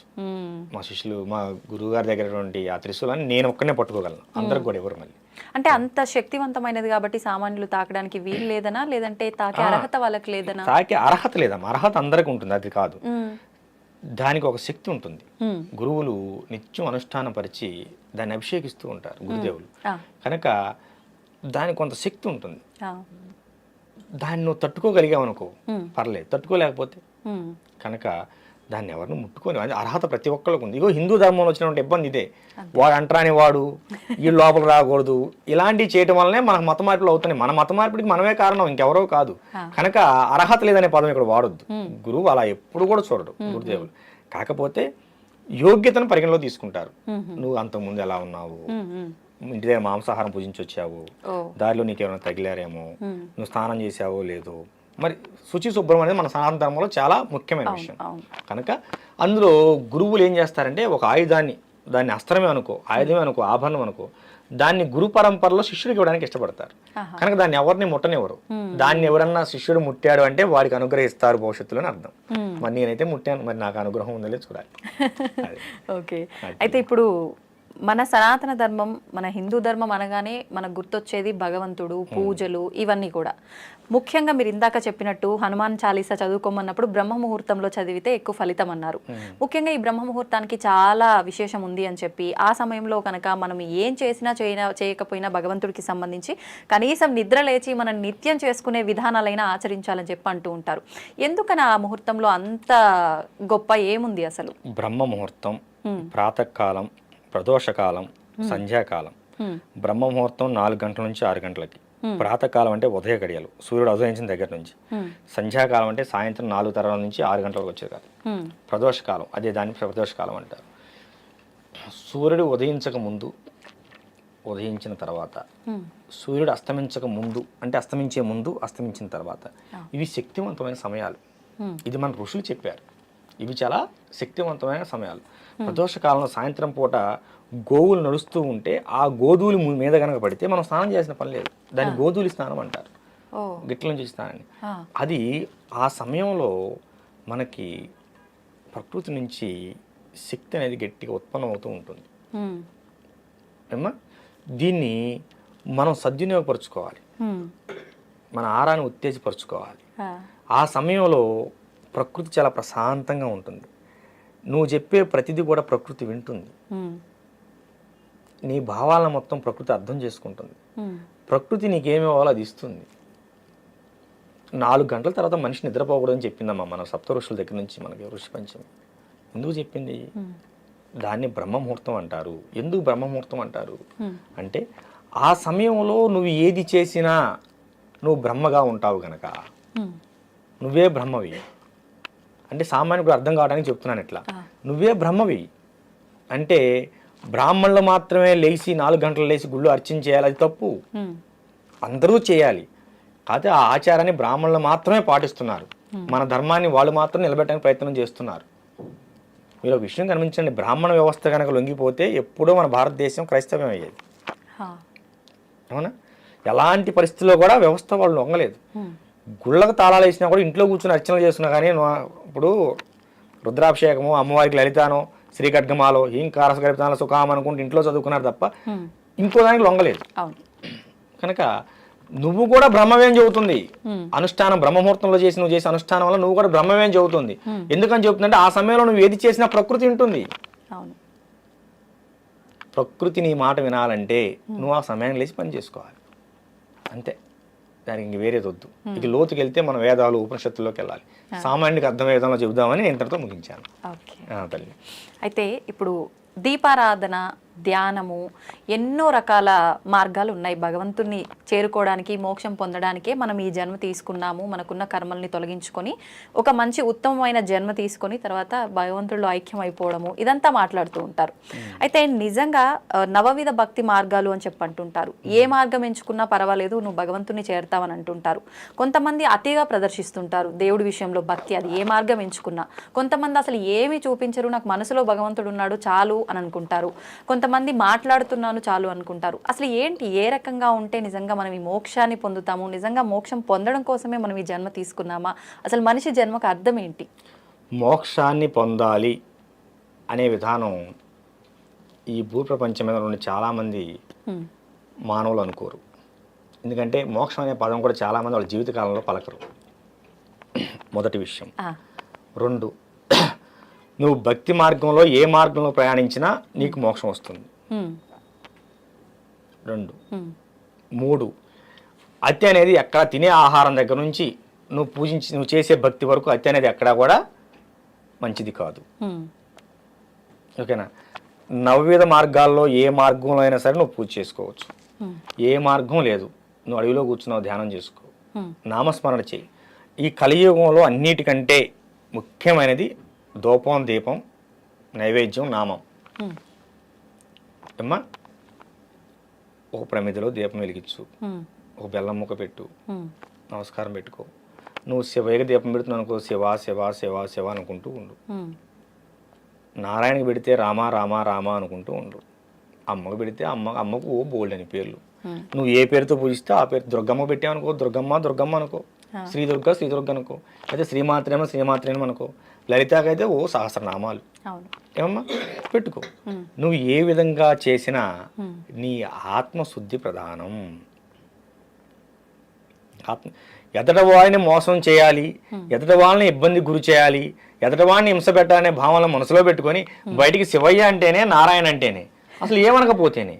కనుక మనిషికి మోక్షం ఎక్కడ వస్తుందంటే నువ్వు తెలుసుకున్నప్పుడు వస్తుంది.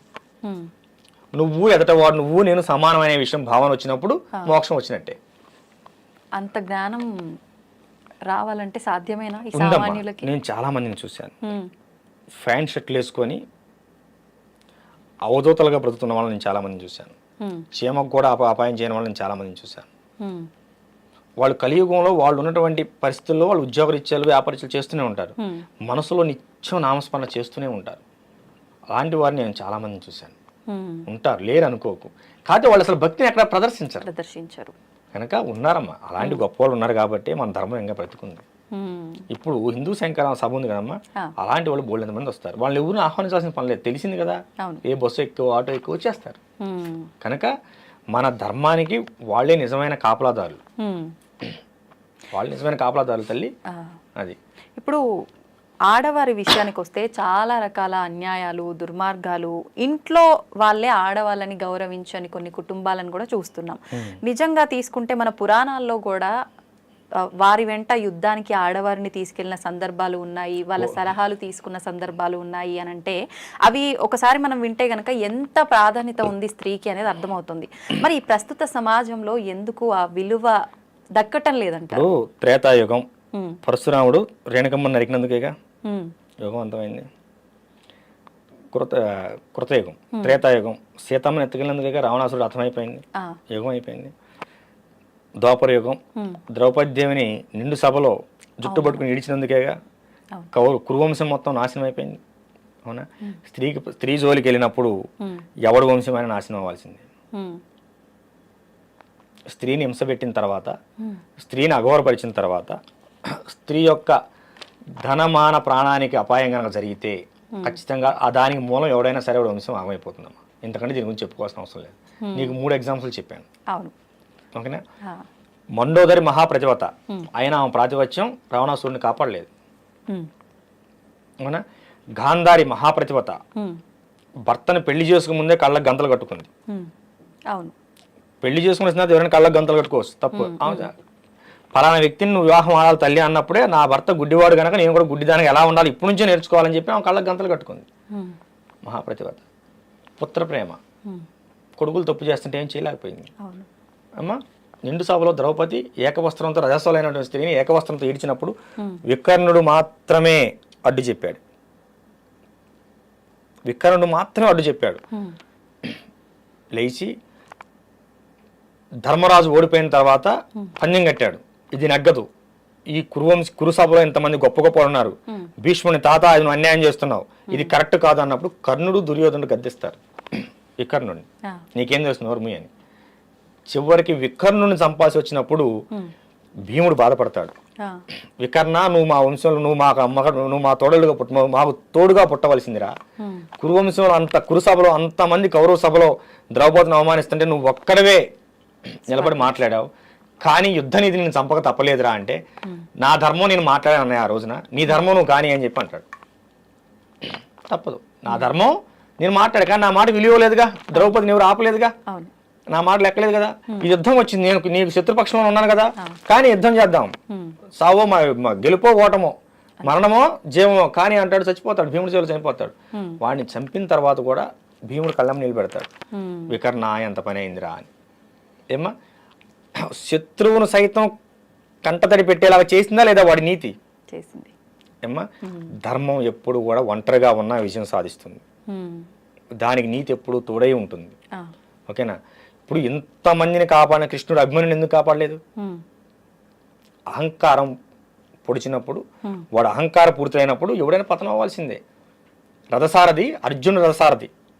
అభిమన్యుడు అంటాడు, నానా అభిమన్య ఇంత కురుస్తాం జరుగుతుంది, మనం లోపలికి వెళ్ళకూడదు, వద్దు నానా పరిస్థితులు బాగలేవంటే, నేను ఇప్పుడు మంచి ఆవేశంగా ఉన్నాను, ఇప్పుడు శ్రీకృష్ణుడు అర్జునుడు ఎదురైనా కూడా వాళ్ళని కూడా చంపేస్తా అంటాడు. ఖతం, వాడి జీవితం అంతటితో ముగిసిపోవలసిందే. అంటే అహంకారం ఎంత స్థాయికి వెళ్ళిందంటే దేవుని సైతం చంపుతానే స్థాయికి వెళ్ళిపోయింది. మేనమామ దేవుడితో సమానం. ఓకేనా. కనుకమ్మ స్త్రీని అవమానించిన, అవహేళన చేసిన, తన యొక్క ధన మాన ప్రాణానికి ఇబ్బంది కలిగించిన ఖచ్చితంగా వాడు వంశమే నాశనం అవుతుందమ్మా. ఇప్పుడు ఎక్కడైనా సరే చూడు, వంశాలే నాశనమే, ఒక్కడు నాశనం కాలేదు, వాడు వంశమే నాశనం అయిపోయింది. సో కనుక ఇది తెలిసిన వాడెవడు కూడా స్త్రీ జోలికి వెళ్ళాడు. అది వెళితే వాడు సుఖంగా ఉండలేడు. 3 యుగాల నుంచి చెబుతున్నారు, అయినా ఈ మూర్ఖులు మారట్లేదు. చూద్దాం. అయితే ఇప్పుడు ఈ దుర్మార్గపు ఆలోచనలు ఇవన్నీ ఏదైతే ఉన్నాయో వాళ్ళ గత జన్మల పాపపు కర్మల యొక్క ఫలితము అనుకోవచ్చా, లేదు అనంటే ప్రస్తుతం ఉన్న ఆహారం యొక్క ప్రభావము అనుకోవచ్చా, ఏమనుకోవచ్చు అంటారు? ఇప్పుడు మనిషికి ఒక జబ్బు చేసింది అనుకోమ్మా, అది గత జన్మకు సంబంధించినటువంటి కర్మఫలం. గత జన్మ కర్మలు అనేవి రోగాల రూపంలో ఈ జన్మలు ఎంటబడుతూ ఉంటాయి, రుణబంధాలు అనేవి పిల్లల రూపంలో ఇవ్వబడుతూ ఉంటాయి. ఇప్పుడు వీళ్ళు చేసే అహంకారపూరితంగా చేసే ఆహారాలు, తినే ఆహారపు అలవాట్లు, ప్రతిదానికి మాంసాహారం కావాలి, ఉన్మాదం పెరిగిపోతుంది. తినే ఆహారం, మనం చూసేటువంటి విధానం, మన మనసులో నుండి ఆలోచన విధానం అనేది ఖచ్చితంగా పనిచేస్తాయి. కడుపులో పోయేది, కళ్ళతో చూసేది ఖచ్చితంగా మన బుర్రను పాడు చేస్తుంది. బాగు చేయడం కానీ పాడు చేయడం కానీ రెండు కూడా అదే చేస్తుంది. ఏమ్మా ఇప్పుడు చాలామంది అంటుంటారు సనాతన ధర్మంలో మాంసాహారం తినొచ్చా అని. తినొచ్చా, కానీ చాలా మంది తినకూడదు అని చెప్తున్నారు కదా. కౌలాచారం కులావరణ తంత్రంలో 5వ అధ్యాయంలో చాలా క్లియర్గా మనకందరికి తెలిసే విధంగా శ్లోకం 51వ శ్లోకం ఇవ్వబడింది. ఏంటంటే దానికి ఒక కారణం చెప్తా.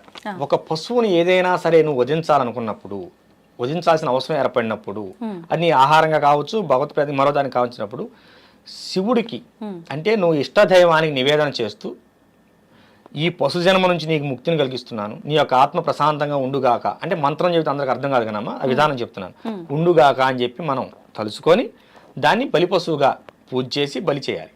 దాన్ని 10 మందికి మనం పలహారంగా ప్రసాదంగా పెట్టవచ్చు, ఆహారంగా తీసుకోవచ్చు. ముస్లిమ్స్ కూడా చేసేటువంటి అలాల్ అనే పద్ధతి అదే. వాళ్ళు మక్కా వైపు తిప్పి అలాల్ చేస్తారు. ఆ విధానం మనకు పూర్వీకులు ఎప్పటి నుంచో ఉంది. మనం ఉన్నదాని లేదు అనకూడదు. నేను ప్రామాణికం కూడా చూపించాను మీకు. ఏమా కులావరణ తంత్రం అది కౌలాచారానికి సంబంధించింది, కాకపోతే విచ్చలవిడితనం లేదు. కానీ మన దగ్గర మనం ఆచరించేది కవలాచారమా కాదనుకుంటాను కదా. ఎక్కడైనా నువ్వు మాంసాన్ని వినియోగించాలంటే ఆచారం చేయాల్సిందే, ఆచారంలోకి వెళ్ళవలసిందే. ఇప్పుడు మాంసం కావాలంటే జంతువును వధించాల్సిందే కమ్మా. అంతే. మనం పాలకూర పప్పు చేసుకుని మాంసం కావాలంటే అవుతుందా? లేదు. కాదు కదా. మనం దక్షిణాచారంలో ఉండి వామాచారాన్ని అవలంబించాలంటే కుదరదు. వామాచారంలోకి వెళ్లాల్సిందే దాంట్లో చేయాలంటే. కనుక కౌలాచారం వామాచారం దానికి సంబంధించినవే, కులాచారానికి సంబంధించినవి. మనకి ప్రతి గ్రామానికి ఊరు బయట ముత్యాలం ఉంటుంది. ఊళ్ళో బొడ్రాయి ఉంటుంది. బొడ్రాయి ప్రతిష్టప్పుడు దున్నపోతుని బలిస్తారు. అందరూ తెలిసిందే, బహిరంగానే ఇస్తారు. మరి అప్పుడు వీళ్ళందరూ ఏమైపోయారు? పండితులందరూ. కానీ ఇప్పుడు అంటున్నారు కదా అవి కూడా తప్పు. ఇక్కడే వస్తుంది నాన్న, మన ధర్మం ఇక్కడే భ్రష్టపడుతుంది. నువ్వు గతాన్ని మర్చిపోవద్దు. గతంలో మనకంటే గొప్ప వాళ్ళు ఉన్నారు, నువ్వు గొప్పవాళ్ళని భావించు. నువ్వు గొప్పవాళ్ళైతే అవి కావచ్చు, కానీ మన పూర్వీకులు ఎందుకు అవమానిస్తావు? మన పూర్వీకులు గొప్పవాళ్ళు కాదా? కొన్ని వేల సంవత్సరాలకు ఎందుకున్నది ఈ ఆచారం? మీరు పెట్టింది కాదే, నేను పెట్టింది కాదే. ఈ మాంసాహారం అనే ఆచారం కొన్ని వేల సంవత్సరాలుగా లేకపోతే, కొన్ని యుగయుగాలుగా లేకపోతే అసలు మేకను నువ్వు ఇంట్లో పెంచవలసిన అవసరం ఎందుకు వచ్చింది? చెప్పు నాన్న. దాన్ని పెంచడం వల్ల నీకు వచ్చిన ఉపయోగం ఏంటి? ఆడుతూ పాడుతూ పెంచుకునేది ఆవు కాదే. మన ఇంట్లో మన ఆచారం సనాతన ధర్మం ప్రకారం అది గోవు కాదే. మరి గోవు కానప్పుడు మనం గోవును మాత్రమే పాలు కోసం, ప్రేమ కోసం, ఆధ్యాత్మం కోసం పెంచుకుంటాం. ఏ తల్లి, అవునా కాదా?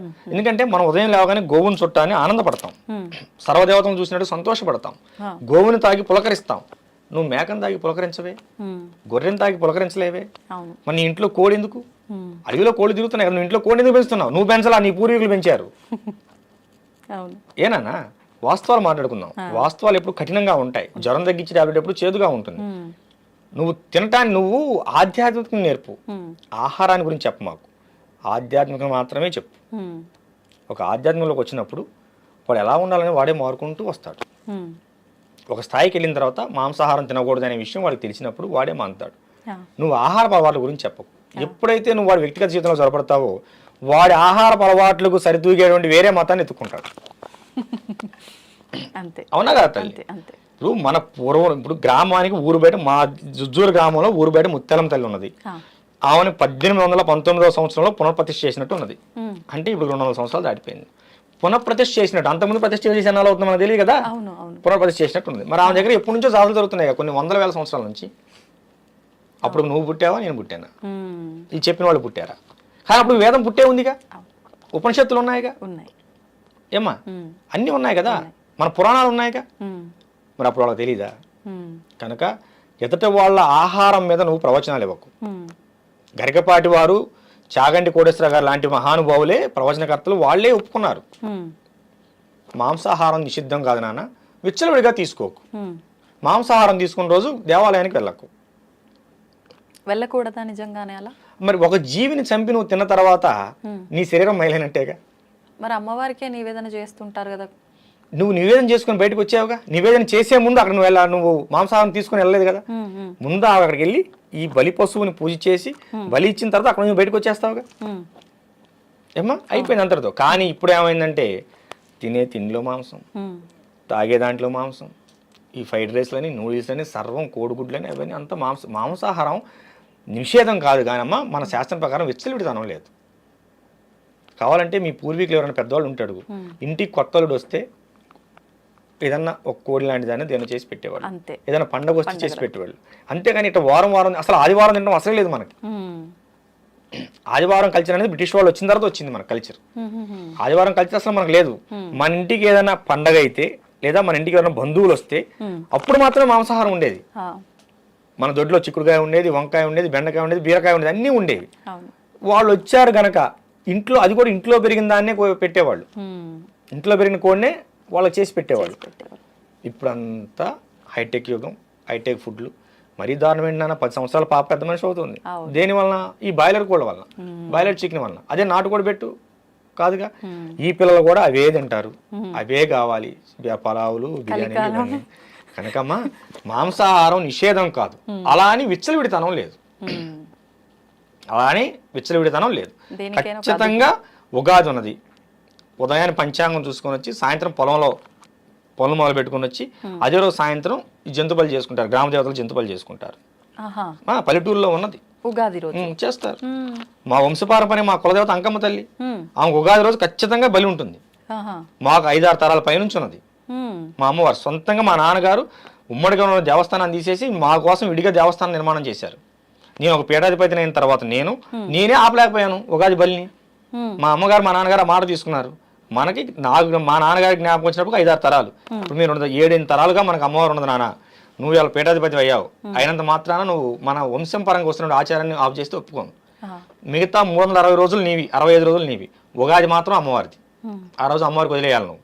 ఆ రోజు అమ్మవారి జాతర జరగాల్సిందని చెప్పి మా నాన్నగారు నా దగ్గర మాట తీసుకున్నారు. ఎన్ని తరాల నుంచి వస్తుంది. ఇగో ఇలాంటి వాటిని అడ్డగోలు ప్రసంగాలు చేసి ఆపటం వల్లనే ఇవన్నీ ఇబ్బందులు వస్తున్నాయి. సరే ఆఫ్ చేయనా, ఏ మాంసాహారం వద్దు. తోటకూర కట్ట కోసం కొట్టుకుంటారు, కొత్తిమీర కట్ట కోసం కొట్టుకుంటారు, అవునా? కేజీ టమాటాలు 50 రూపాయలు అయితేనే తినగలిగే వాళ్ళు లేరు. ఇప్పుడు మాకు 30% ఉన్నారమ్మా మొత్తం మీద. 20 to 30% ఉన్నారు వెజిటేబుల్స్. 100% అయ్యారనుకుందాం. ఓకేనా? నువ్వు ఇంటర్వ్యూ ఆఫ్ చేసి తోటకూర ఎక్కడ అమ్ముతున్నారో ఎత్తుకోవాల్సి వస్తుంది. అంతే, ఇంకా నీకు దొరకదు. మాటలు చెప్పడం వేరు నాన్న. మనం వాస్తవికత జీవితంలో జీవిద్దాం. అంతే, మనం వాస్తవికతంగా జీవిద్దాం. నేను ఫైనల్గా చెప్పేది ఏంటంటే మాంసాహారం నిషేధం కాదు, కానీ విచ్చలవిడితనం లేదు. మీకు తెలియకపోతే ఈ కులవర్ణ తంత్రాన్ని ఒకసారి చూడండి. దాంట్లో ప్రత్యేకించి ఒక పశువుని బలిచ్చే ముందు ఏ మంత్రం చదవాలో కూడా మంత్రం కూడా ఉన్నది. ఆ మంత్రాన్ని అనేది నువ్వు పక్కన బయట ప్రపంచంలో తీసుకొచ్చి 10 మందికి నేర్పితే మన వాళ్ళు ఇంకో చోటకి వెళ్ళి అలాగ మాంసం తినాల్సిన అవసరం ఉండదు. మనం చెప్పం, వాడిని చేయనీయం. ఇప్పుడు వాడి వృత్తి వాడు చేసుకుని బ్రతుకుతుంటే వాడిని వద్దంటాం. నువ్వేం ఆ వృత్తిలో ఎలా నడవాలో నువ్వు నేర్పవు. ఏమ్మా, రేపు సంక్రాంతి తర్వాత ఈ మంత్రాన్ని ఒక 10 మందికి నేర్పుదాం అనుకుంటున్నాను. ఈ మాంసాహారం జంతు బలి మంత్రాన్ని బాబు హలాల్ మంత్రం ముస్లింస్ కే కాదు హిందువులకు కూడా ఉన్నది. బలి మంత్రం అని చెప్పి ఒక 10 మందికి నేర్పితే ఈ 10 మంది వెళ్ళి ఇంకో 10 మందికి నేర్పుతారు. మరి ఇప్పుడు పనిలో పని చెప్పేస్తే లేదు నాన్న, గురువు గారు అనుమతి లేదు. అవునా? సరే గురువు గారిని అడిగి చెబుదామని ఆగా. ఒకవేళ మీరు గురువు గారు అనుమతి ఉన్న ఇలా వీడియో రూపంలో అందరికి చెప్పొచ్చు. అవకాశం ఉంటే మళ్ళీ మీ ఛానల్లోనే చెబుతాను ఈ విషయాన్ని అంతా. ఓకేనా? అది ఖచ్చితంగా చెప్పాలి నాన్న. ఇప్పుడు కటిక వాళ్ళ ఒక తెగ ఉన్నది, మన హిందూ ధర్మంలో కటిక తెగ ఒకటి ఉన్నది. అవునండి, వాళ్ళే మాంసాహారం చేస్తారు. వాళ్ళు గాని రజకులు గాని చేయొచ్చు. అసలు వాళ్ళిద్దరికి తప్పు లేదు. రజక వర్ణానికి కానీ కటిక వర్ణానికి కానీ తప్పు లేదు. అసలు ఆ వర్ణం వాళ్ళే లేరు ఇప్పుడు. ఏమైపోయారంటారు? వర్ణాలన్నీ మాయమైపోయినాయి అమ్మా. మనమే మాయం చేసుకుంటున్నాం.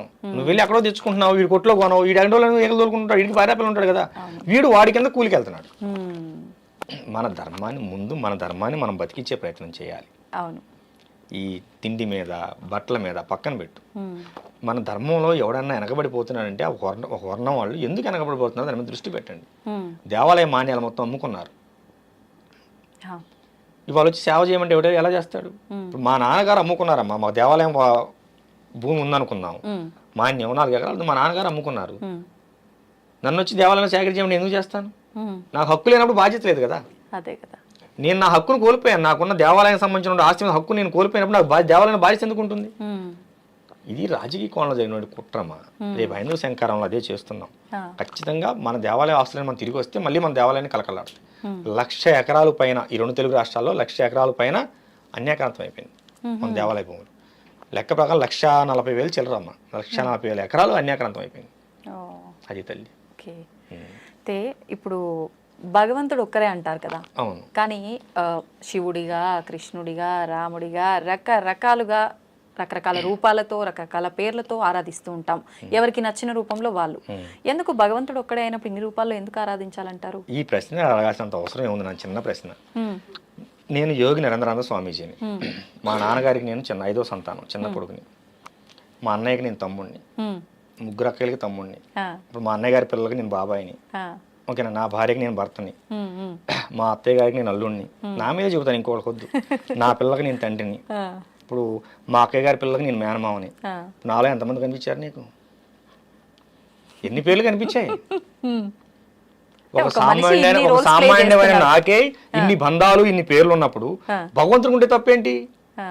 మరి భగవంతుడు ఒక్కడే అని చెప్పడం ఎందుకు? నేను ఒక్కనేగా. మీరు ఒక్కరే, మీ పక్కన ఉన్న వాళ్ళందరికీ మీరు ఒక వరసతో అలా ఒక బంధం ముడిపడి ఉంది. అవును, అంతేగాని ఇప్పుడు భగవంతుడు కూడా అంతే. ఇప్పుడు నేను చూసే కోణంలో నాకు శివుడు, నువ్వు చూసే కోణంలో నీకు విష్ణుమూర్తి. ఓకేనా? ఇంకోళ్ళు చూసే కోణంలో లక్ష్మీదేవి. ఇప్పుడు కాళికాదేవి ఎన్ని అవతారాలు ఉన్నాయి? పార్వతీదేవి. ఏదైనా పార్వతి నుంచి వచ్చిన అంశే. ఓకేనా? పార్వతీదేవి ఒక్కరే. సుమ్ముని సంపాదించినప్పుడు దుర్గగా వచ్చింది, రక్తబీజం సంపాదించినప్పుడు కాళిగా వచ్చింది. ఏమ్మా పరివారాన్ని కాపాడగా వచ్చినప్పుడు వారాహిగా వచ్చింది, శాంతమూర్తిగా ఉన్నప్పుడు లలితగా వచ్చింది. అవును. సందర్భాన్ని బట్టి భగవంతుడు తన రూపాన్ని వ్యక్తపరిచాడు. ఇప్పుడు ఇక్కడ కరెంట్ ఒకటే, బయట నుంచి వచ్చిన కరెంట్ ఒకటే, వెలుతురు కావాలన్నప్పుడు లైట్లోకి వెళ్ళింది, అవును. ఏసీ చల్లదనం కావాలన్నప్పుడు ఏసీలోకి వెళ్ళింది. అంటే ఏసీలోంచి కరెంట్ ఈ విధంగా వ్యక్తపడుతుంది. అంటే మనం ఏ విధంగా కావాలనుకుంటే భగవంతుడు ఆ రూపంలో నీకు దర్శనం ఇస్తున్నాడు. అదే మన ధర్మం యొక్క గొప్పతనం. నేను ఈ పేరుతోనే ఉంటాను, నన్ను ఇలాగే ఆదరించాలి, నన్ను ఇలాగే కొలవాలి, ఈ పేరుతో కొలవకపోతే మిమ్మల్ని చంపేస్తాను, అది ఈ పేరుతో కొలవాలని చంపేయండి అని మన ధర్మంలో ఎక్కడా లేదు. నువ్వు మొక్కలో చూసినా, రాయిలో చూసినా, రత్నంలో చూసినా, శిలపై చూసినా, నువ్వు ఏ దృష్టితో చూస్తావో నిన్ను ఆ దృష్టితోనే అనుగ్రహిస్తానని చెప్పాడు స్వామివారు భగవద్గీతలో, శ్రీకృష్ణ వారు. నువ్వు ఏ ఏ దృక్పథంతో ఏ ఏ విధంగా నువ్వు దర్శించుకుంటావో నిన్ను ఆయా విధంగానే నిన్ను అనుసరిస్తాను, అనుగ్రహిస్తాను అన్నాడు. ఇక్కడ ఇంకో విషయం చూడండి, ఒట్టి అనుగ్రహించడం కాదు, అనుసరిస్తాను అంటే నిన్ను నేను ఫాలో అవుతాను, నిన్ను అనుగ్రహిస్తాను, నిన్ను ఎల్లవేళ ఎప్పుడు కూడా నా నామస్మరణ నువ్వు ఏ రూపంలో కొలిచినా నిన్ను నేను కాపాడుతూ ఉంటాను, ఆఖరిగా నీకు ముక్తినిస్తాను అని చెప్పాడు. కనుక ఇక్కడ కరెంట్ ఒకటే, నువ్వు వంటగదిలోకి వెళ్ళినప్పుడు మిక్సీ తిరగాలి, ఉపయోగించే విధానాలు వేరు. ఇప్పుడు శ్మశానకాళి త్రైలింగేశ్వరుడు అమ్మవారి సాధన చేసి గొప్ప యోగిగా మాలాంటి వాళ్ళందరికీ ఆదర్శంగా మిగిలిపోయాడు. అదే శ్మశానకాన్ని సాధన చేసి కొంతమంది క్షుద్ర ప్రయోగాలు చేసి జనాన్ని చంపేస్తున్నారు. ఉపయోగించే విధానం ఒకటే ఏమ్మా, ఉపయోగించే విధానం తెలుసుకోవాలి. సాధన ఒకటే, ఉపయోగించే విధానం వేరు. భగవంతుడు ఒకటే, మనం తీసుకునే రూపం వేరు. కాళీని అందరూ తట్టుకోలేరు, భయపడతారు. కనుక ఆమెను పార్వతిగా ఆరాధిస్తారు. పార్వతి కూడా అమ్మో కొంచెం శక్తివంతంగా ఉంటుంది, మా వాళ్ళకి లలితగా ఆరాధిస్తారు. కొంతమంది కామాఖ్య వెళ్తారు, అమ్మవారి అదొక రూపమని ఆలోచిస్తారు. కామాఖ్యలు కూడా ఎటువంటి తప్పుల్లో వీళ్ళు చెప్పి అనవసరం ప్రచారాలు తప్ప, వాస్తవంగా వెళ్ళినప్పుడు దాని గురించి ఒకసారి చెప్తాను, ఓకేనమ్మా. అలా ఉంటుంది, ఇలా ఉంటుంది, అవి పెడతారు, ఇవి పెడతారు, ఏమీ పెట్టరు, అంతా వైదికమే, అంతా వైదికమే. ఇప్పుడు ఈ కౌలాచారణలో చేయాలనుకున్న వాళ్ళైనా చేసుకుంటారు, తప్పులేదు. ఎందుకంటే అసలు మన ధర్మాన్ని కాపాడింది కౌలాచారమే. నీకు ఆ విషయం తెలుసా? ముస్లిమ్స్ పరిపాలనలో మన దేవాలయాలని బంధించేసినప్పుడు, కూల్చేసినప్పుడు, మీకు దేవుడే లేకపోతే మీరు పూజలు ఎక్కడ చేస్తారని చెప్పి అప్పుడులో నవాబులు మనల్ని హింస పెట్టినప్పుడు చెట్టు కింద రాయబెట్టి ఆమెనే ముత్యాలమ్మన్నారు, ఓకేనా. వేప చెట్టుకి పసుపు రాసి మహాలక్ష్మి అమ్మవారు అన్నారు, రావు చెట్టుకి పసుపు రాసి నారాయణ అన్నారు. ఇంకా గుళ్ళోకి ఎవరు పోలా. మరి ఇప్పుడు ఏ ఆచారం కాపాడింది మన ధర్మాన్ని చెప్పునా? గుళ్ళో కొబ్బరికాయ కొట్టలా, ఊరు బయటకు వచ్చి ఆపు చెట్టు కింద ముత్యాలమ్మని చెప్పి విగ్రహం పెట్టి కోడిని కోసారు, పందిని కోసారు. కోడిని కోస్తే వస్తున్నారు ముస్లిమ్స్ దండయాత్రకు వచ్చి, ఎవడా కోడిని కోసింది వాడిని చంపేస్తాం వదిలేస్తాం అన్నారు. పందిని కోసారు, పందిని కోస్తే ముస్లిమ్స్ రారుగా, పందిని కోసే ఆచారం అక్కడ వచ్చింది వీళ్ళ దెబ్బకి. అంతకుముందు వారాహ అవతారం మన పందిని కోసేవాళ్ళు కాదు.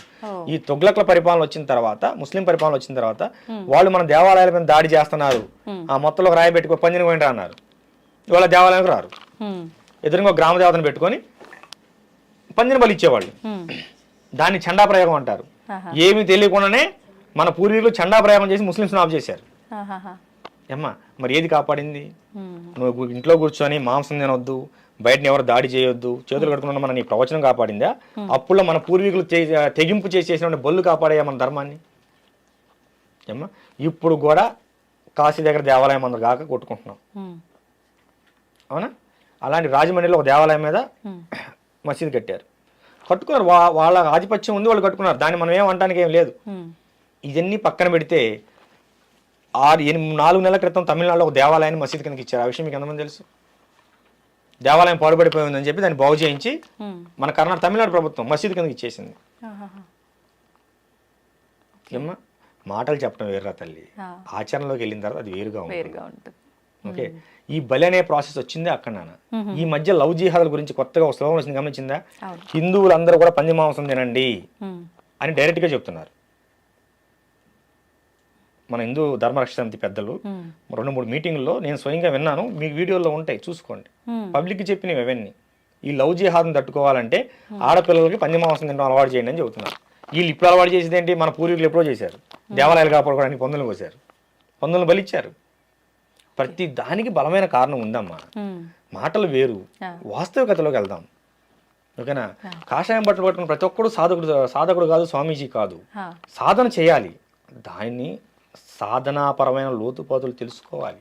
అనుష్ఠానంలో బలం పెంచుకోవాలి. అప్పుడే కదా వాడు స్వామీజీ అయ్యేది, నీ దగ్గరకు వస్తే 10 మంది సమస్యలు తీర్చగలిగేది. అవును. అదేవిధంగా ఒక మాట చెప్పేటప్పుడు కూడా దాని పూర్వాపర విశేషాలను పూర్తిగా తెలుసుకోవాలి. అసలు ఈ బలి అనే ప్రాసెస్ ఎందుకు వచ్చింది అన్ని పక్కన పెట్టు. అసలు పందులు ఎందుకు బలిస్తున్నారు దేవుళ్ళకి, దీన్ని చెప్పు అమ్మా. ఎందుకు బలిస్తున్నారు? ఈ ముస్లిం దండయాత్రలను తట్టుకోవడం కోసం చేశారు. చాలా దేవాలయాలు పాయడానికి వచ్చినప్పుడు పందులను కోసి రోడ్డుకి అడ్డంగా పడేసి మన వాళ్ళు దేవాలయాలను కాపాడుకున్నారు దండయాత్ర సమయంలో. ఇప్పుడు చెప్పు, బలి అవసరం ఉన్నదా లేదా? మీరు చెప్పండి. నేనేం చెప్పను. చెప్పురా బంగారం, ఇంత చెప్పాను, అడిగావు కదా. ఎవరు చెప్పిన విధానం వింటే అప్పుడు అది రైటే అనిపిస్తుంది. విధానం వాస్తవాన్ని ఆలోచించు. విధానాలు రైటు రాంగ్ మనకొద్దు, మనం విశ్లేషణ చేయొద్దు. మనం వాస్తవం మాట్లాడుకుందాం. మనం ఈ ఎత్తులో కూర్చోవాలంటే కుర్చీ అవసరం. అవును. ఇంతకంటే తక్కువ కూర్చోవాలంటే పీట అవసరం. ఏమీ లేకపోతే కింద కూర్చుంటాం. మనం ఈ హైట్లో కూర్చున్నాం అంటే మన కింద ఏదో వస్తువు ఉందనే కదా అర్థం. అంతే. ఏమీ లేకుండా మనం ఇంత హైట్లో ఎలా కూర్చున్నాం? అలాగే ఏమీ లేకుండా మన పూర్వీకులు ఒక విధానాన్ని ఎందుకు ప్రవేశపెడతారు? కరెక్ట్. అంత పిచ్చోళ్ళ పూర్వీకులు. వాళ్ళు వేల సంవత్సరాలు కట్టిన దేవాలయాలే వాటిని ఎట్ట దించాలి, రిపేర్ చేయడానికి కూడా చేత కావట్లేదు మన వాళ్ళు చాలా మందికి. అవునా? మన పూర్వీకులు పిచ్చివాళ్ళ. కనుక ఇప్పుడు నువ్వు మాంసాహారం ప్రస్తావన తెచ్చావు కనుకమ్మా నీకు ఇంత చెప్పవలసి వచ్చింది. ఎందుకంటే వాస్తవంలోకి రండి. అసలు వాస్తవం మాంసాహార విధానం అనేది లేకపోతే మన శాస్త్రంలో బలిమంత్రం ఎందుకున్నది